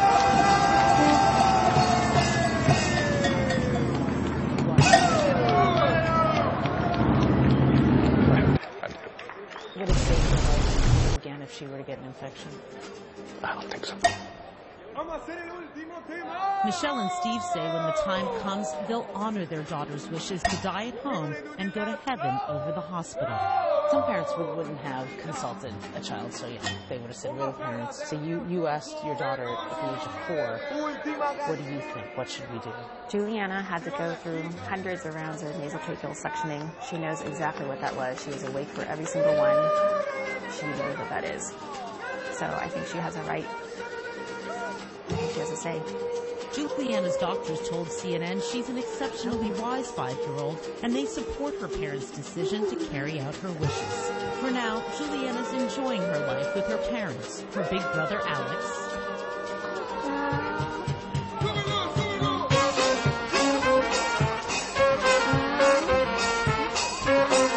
and her princesses. Forget it.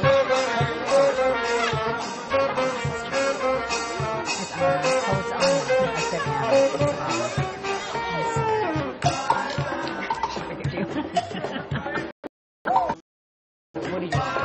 Feel loved. What's coming? Whoever you may be, wherever you may be, I can guarantee for certain God listens to you and me. I bet you will be in a better place when the time comes. Everything good.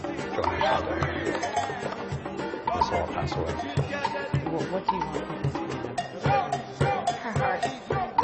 She is just...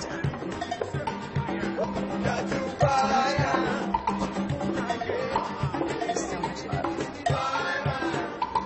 So sad. I usually find this now. Julia talked about what she thinks heaven will be like. Like her mother had a discussion with her about that, and her mother says that what they discussed is that in heaven she will be in a wheelchair, she'll be able to run around outside, she'll be able to play, she'll be able to eat, none of which she can do. The doctors are...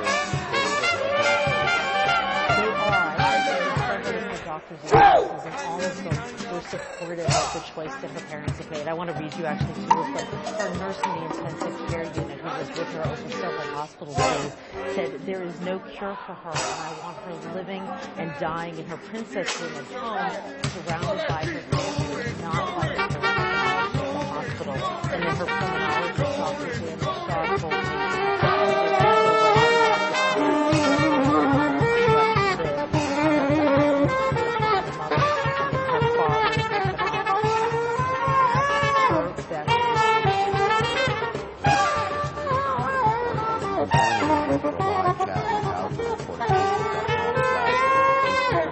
Juliana's story is beyond heart-wrenching. It raises profound ethical and medical questions. We want to talk about now for Kaplan, the founding director of the Division of Medical Ethics at NYU Langone Medical Center. Also, Chris Buettner, director of the Medical Ethics Department at the Children's Hospital in Philadelphia. Obviously, it's an ethical dilemma and a horrible, horrible situation. What do you think about asking the child for her? I mean, the child is a hero, the family unbelievably courageous, so my heart goes out to them. I think, you've got to listen to the child, there's no doubt about that, and I have no issue about withdrawing care and allowing her to go in her own room, but I get nervous when I hear them say they're going to let her decide. I get input, we get to listen carefully. I understand sometimes we have kids in the opposite situation. They're getting a bone marrow transplant, long shots. The kid says, I don't want this at 4. I don't want this at 5. And we don't sort of say, okay, you're going to make the call. We let the parents sort of push forward if that's what they think is best. So for me, I think the parents are making the decision. They're looking forward to her. I want to make sure that all of us understand that the parents have to do this in a very well. Chris, I mean, you're acute nutrition. You've actually asked dying kids at your hospital whether they want to live or die, and you've taken that opinion into consideration. Why, for you, is that important? Well, I think that this is the fundamental of the family united.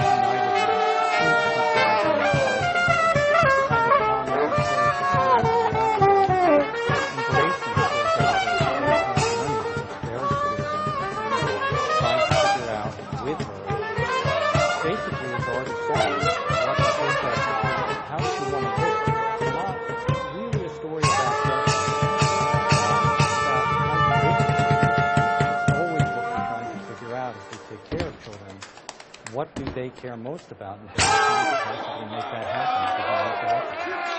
And you don't believe that the parents should rely solely on the opinion of their child, do you? I don't think it's the story about that. I Yeah. think that the blog was written in a very strong, provocative way to really wake us up to the reality that children often have clear sense of what their preferences are, what they're afraid of, what they're hoping for. And I can't express my deep enough admiration for what this family has done in really enabling that child to talk about what her hopes are, what she's afraid of, the suctioning, etc., and then bring that all into the decision-making process. This is not a story about conflict. The doctors are in agreement, the nurses are in agreement, the family is in agreement, the girl is in agreement.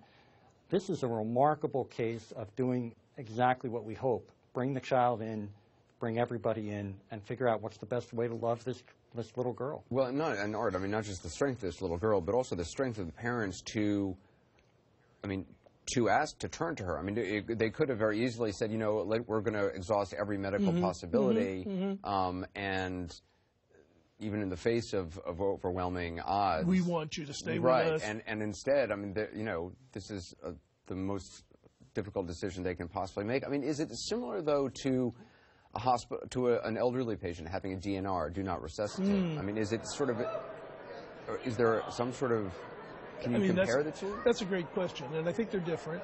The 85-year-old, you have a sense of their values, you have a sense of what they would want. They have achieved what, in the ethics side, we say, well, they're autonomous. They have self-determination. Maybe hard to hear them, maybe more sure that they wrote it down, maybe they didn't pick someone to speak for them, but buried in there somewhere, when you've got an elderly person who can't speak or communicate well, or maybe starting to slip, you know what their life is like. Here's a 5-year-old, they have limited concepts, they understand heaven, but in a kind of fairy tale-ish sort of way, cause and effect, not great yet, even have limits on time. It's yesterday as opposed to a month ago, as opposed to 2 years ago. So this is actually, you want to admire what they did, listening to the child, and so forth. I don't want people coming away saying, you know, at 5 or 4, in the healthcare system, we've got to have kids making decisions. I don't want anybody going away with the idea that this wasn't a team decision, a family decision. Our capital we have more breaking information about that pretty graphic Masonic news.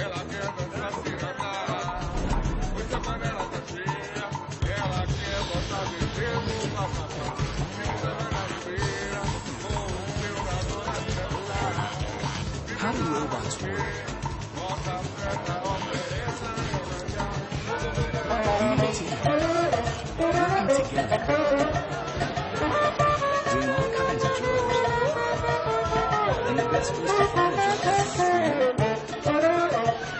on the world's number of jobs. Indeed, how the world works. This is Karen.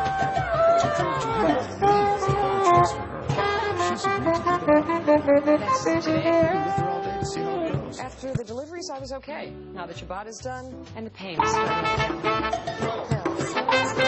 Seriously. All the stuff is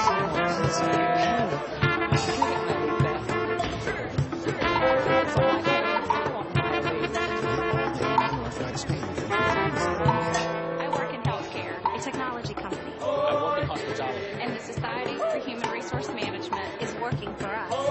With 275,000 members, we're helping organizations thrive in a rapidly changing workplace. SHRM's competency-based certifications are setting the new standard, arming HR pros with skills that make the new workplace work. Advancing HR. So your workforce takes you where you want to go. SHRM, the leading resource for human resources. Why pause to take a pill when a moment spontaneously turns romantic? And why stop what you're doing and find out? With Cialis for daily use, you don't have to plan around either. It's the only daily tablet approved to treat erectile dysfunction, so you can be ready anytime your moment is right. Plus, Cialis treats the frustrating urinary symptoms of deep urge, like needing to go frequently day or night. Tell your doctor about all your medical conditions and medicines, and ask if your heart is healthy. Besides, do not take Cialis until your blood pressure is going to cause you to do not drink alcohol in excess. Side effects may include headache, upset stomach, delayed mental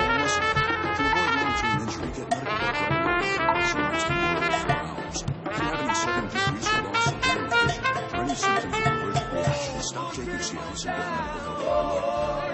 Why pause the moment? Ask your doctor about Cialis for daily use. For a free 30-tablet trial, go to Cialis.com. Now, winning is even better with the new Double the Cash prize from Publishers Clearinghouse. Go to PCH.com and enter now. December 30th, you could win $10,000 a week for life. Throughout my life, I've always tried to be there for the people around me. Now, things have changed. I'm so grateful to have an angel who truly cares for me. It's so rewarding to be a part of his life and make a difference when he needs it the most. Visiting Angels, America's choice in senior home care. I'd like to make It happens so often, you almost get used to it. Which is why being put first takes some getting used to.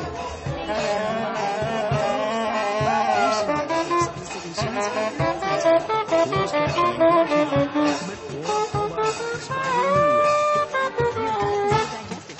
So choose Ultimate Flora by Renew Life. It has 30 billion probiotic cultures. Feel lighter and more energized. Ultimate Flora. More power to your gut. Let's check in with Randy Caves. Got a 60 News and Business Bulletin. Randy? Anderson in Chicago, there's now a $20,000 reward riddle to the 9-year-old. Allegedly shot down in the alley of Williams Rambler's house. Police say he may have been targeted. Several people were seen running away from that scene. In Oregon and Washington State, officials there are now 37 cases of E. coli likely linked to Chipotle restaurants. 12 cases in Oregon, 22 in Washington. Chipotle has closed a number of locations with precautions. And in California, a violent confrontation caught on dashcam video. A Taco Bell executive has been fired after attacking an Uber driver who tried to throw him out of the car because he says the executive was too drunk to give him directions. The driver used pepper spray to fight him off.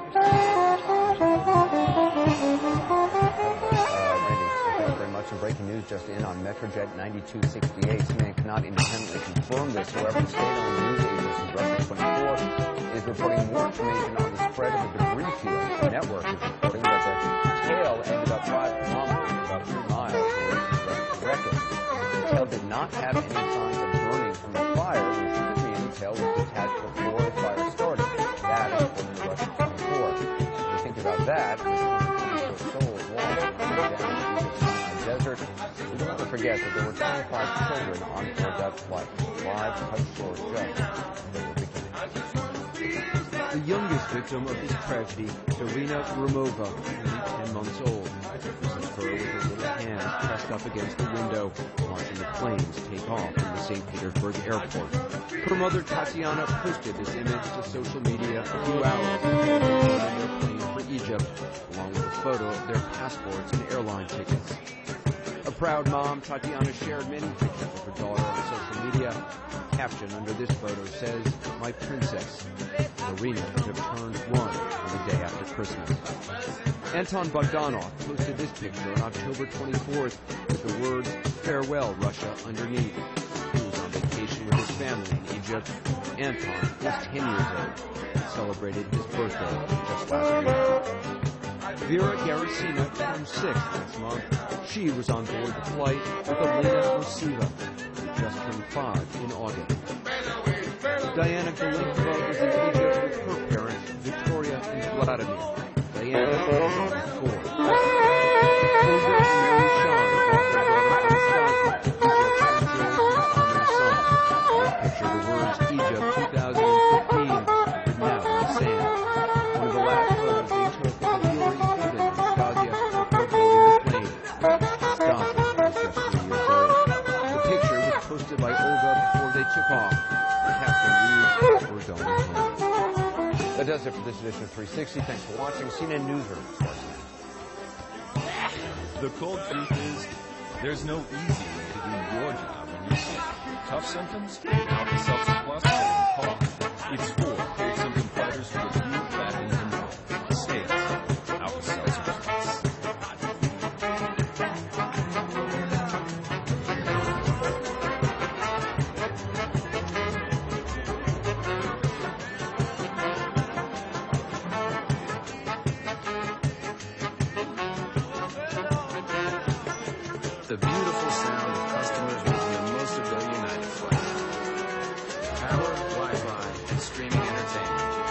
That's Seize the Journey.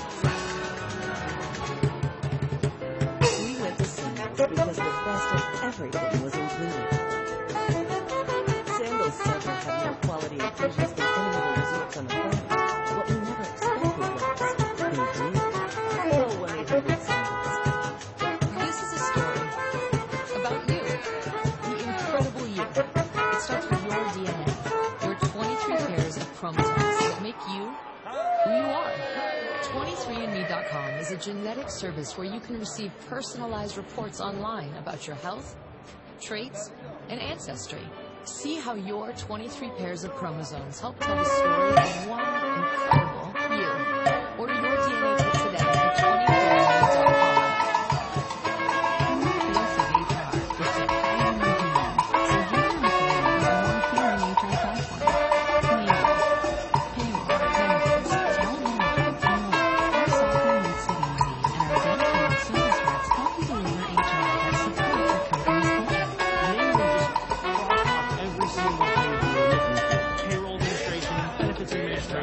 Performance management. Everyone's interested in using it, they collaborate, and I get all my information. There's nobody that matches namely reporting. You can really focus on strategy and content, which is really great for any service. It was imperative that we find a solution that fits our culture and name it. Behind every successful business is a strong culture that engaged employees. They need the right technology to really thrive. We're here to keep your employees engaged with the company around, namely HR for Humans. Find out how Namely can work for your business. Schedule your free demo today at namely.com. CNN Sunday. Anthony Bourdain journeys to Istanbul. On the verge of radical change. Anthony Bourdain parts unknown in Istanbul. Sunday, the most tremendous adventure on CNN.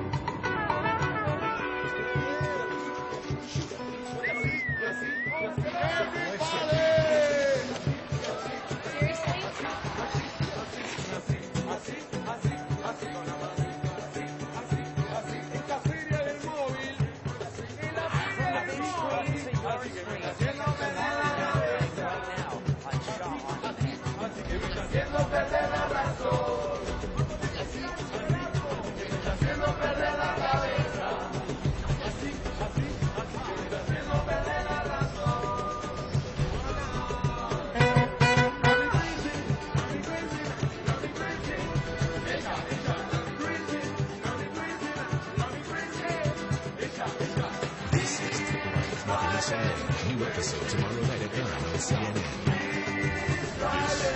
This is CNN.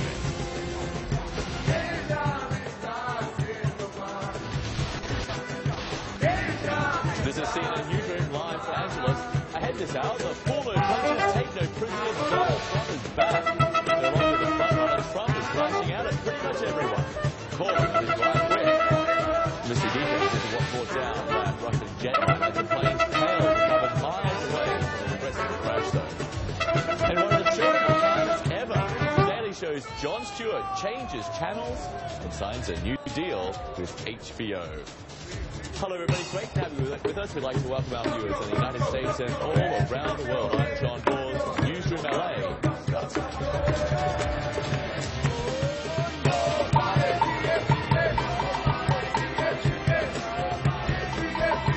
A year and a few days until the U.S. presidential election, and a new poll pitting the Republican and Democratic frontrunners shows a very close race. And a hypothetical matchup, an NBC Wall Street Journal poll shows Ben Carson and Hillary Clinton tied at 47%. The survey was done before last week's Republican debate. Meantime, the former Republican frontrunner Donald Trump unleashed a barrage of name-calling and insults against his rivals. Jim, he lacks the quality that you need. I think Marco is highly overrated.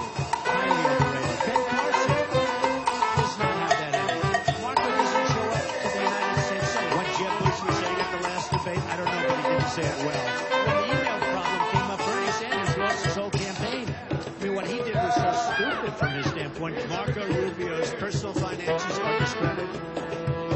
Or no, his personal finance? All you have to do is look at his credit card. I mean, he is a disaster with his credit cards. He certainly lives above his means. There's no question about that. And that was just a sample. Joining us out from Harrisburg, Pennsylvania, CNN political commentator Jeffrey Lord. Hey, Jeff, good to have you with us. I used to mention you're a Trump supporter, former Reagan White House political director. So he's back. Mean Donald, he says. He tried to be statesman-like for a while. Clearly, if these polls are an indication, that didn't quite work for him. Does this sort of show that he's much better on the front foot, and clearly he doesn't like being in second place? Well, he never likes being in second place, but in all candor, I have to say about these polls, you know, an American presidential campaign is like a movie where there's 3 acts or a 3-act play. The opening gangbusters, then the middle act, the second act, there's ups and downs and twists and turns, and then finally you get to the third act where you're for your repeat. We're now in the very beginning of the second act. There are going to be polls galore. Some of them are showing up, some are showing down.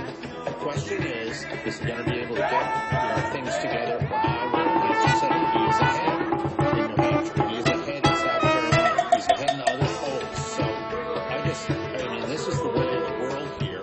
And you make these attacks. This is what presidential candidates do.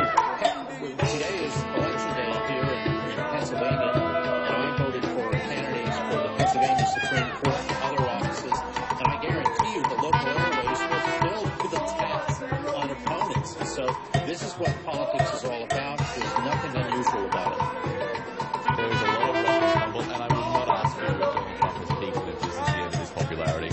We'll move on because that was talked about on Tuesday. Trump essentially called out a lot of candidates to drop out. He mocked Jeb Bush yet again.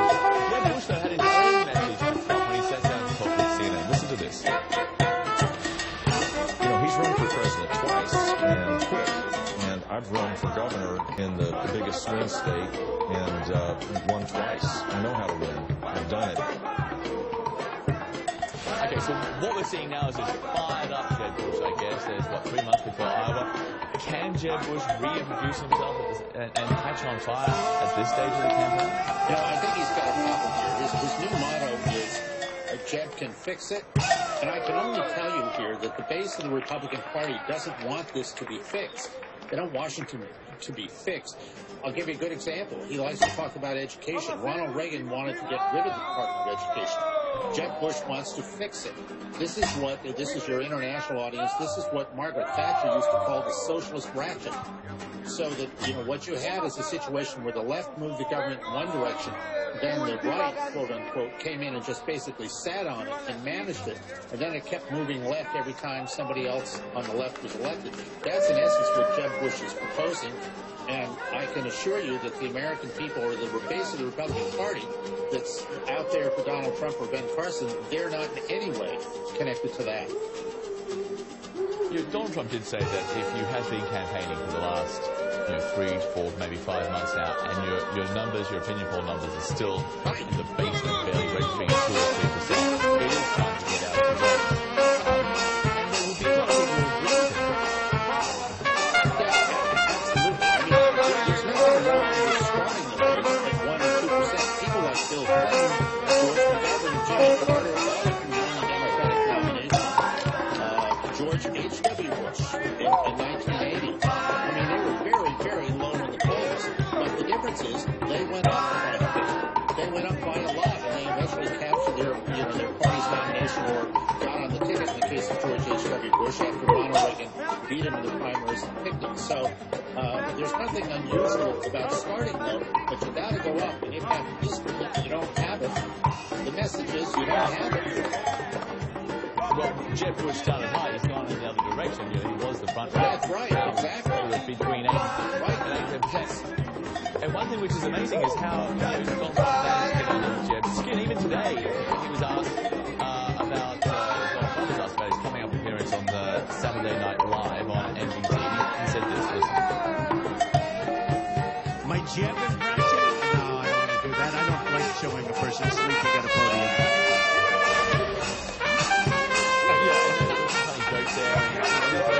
I bring up the SNL thing because this is clearly how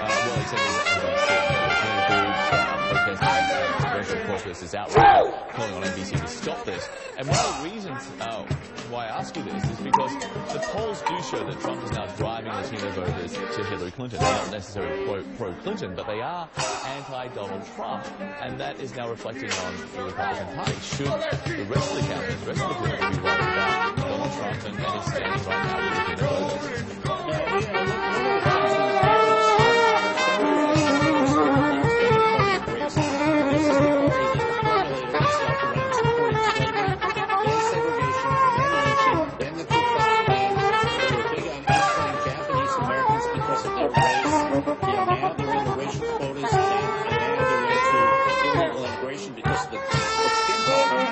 what they do. And so these are special interest groups that do this. And I think there's more than time for the Republican Party, the party of Abraham Lincoln, to get on the ball here and reclaim their heritage, because this is miserable.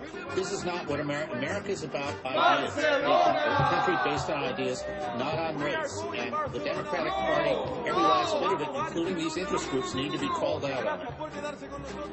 Yeah, look, I just want to leave on the note that some people would say, well, Donald Trump hasn't had a lot when he called Mexicans, some Mexicans coming here. Illegal immigrants. Illegal immigrants, okay.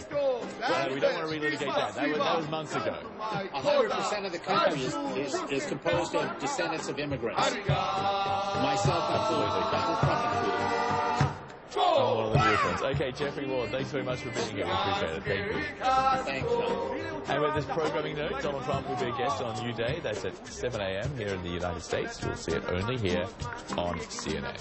We move on now to the Sinai Peninsula, where investigators are finishing their field work on the wreckage of Metrojet Flight 9268. Russian media reports the plane's tail was found about 3 miles or 5 kilometers away from the rest of the debris, possibly an indication the flight came apart mid-air. Despite speculation of a bombing, investigators have not found any traces of explosives in the wreckage so far. Well, Nick Robertson, live from South and Southeast of Russia, where the flight was heading before it crashed. So Nick, word has the tail of the plane was found some distance from the wreckage. How will this place be investigated? The Russian media are the ones that have the strongest interest in sort of explaining all the details that they're hearing, potentially in this case have access to many of the sources on the ground.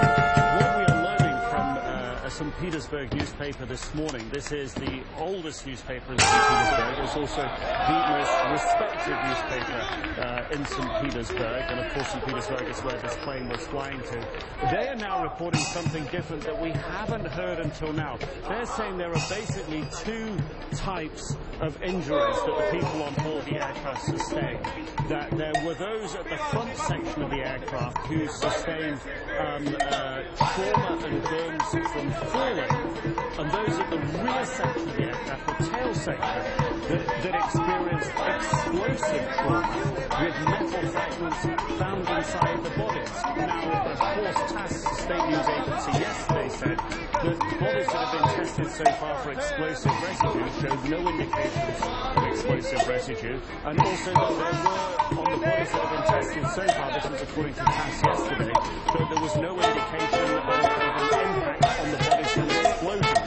So you now hear from different parts of the Russian media talking to their own sources, and sort of beginning to be some varying accounts. Of course, here in St. Petersburg is where the families are viewing the bodies that have been returned here. So potentially in St. Petersburg, the local journalists here have access to some of those forensic experts that are working with the bodies as they've been brought back here and as the families are viewing them, John. Yeah, and Nick, with that in mind, with those reports that were coming out from the Russian media and I guess various media organizations around the world, what we're getting daily updates from Russian officials about the recovery, but there isn't a lot of official word about what actually happened, just a lot of speculation, unsourced reports, as you say, from the Russian press and others. How much frustration is that causing among those there in St. Petersburg, in particular the relatives of those who are on board this flight? With the few relatives that we've been able to speak to so far and close friends, really they're in a phase at the moment, from our discussions with them, at least limited discussions, that they're really coming to terms with a horrible, tragic loss, and then, of course, you know, they've got to then identify their loved ones. So they're in a very, very traumatic and difficult situation. But we haven't heard family members so far complaining that they're not getting adequate help, that they're not getting adequate information, that none of this is happening first. And certainly there's been an outpouring of support for families from the Russian public in general, and a real desire to know precisely what happened. But I think, generally speaking, it's reasonable to say that in Russia, I think the expectations are getting quick answers.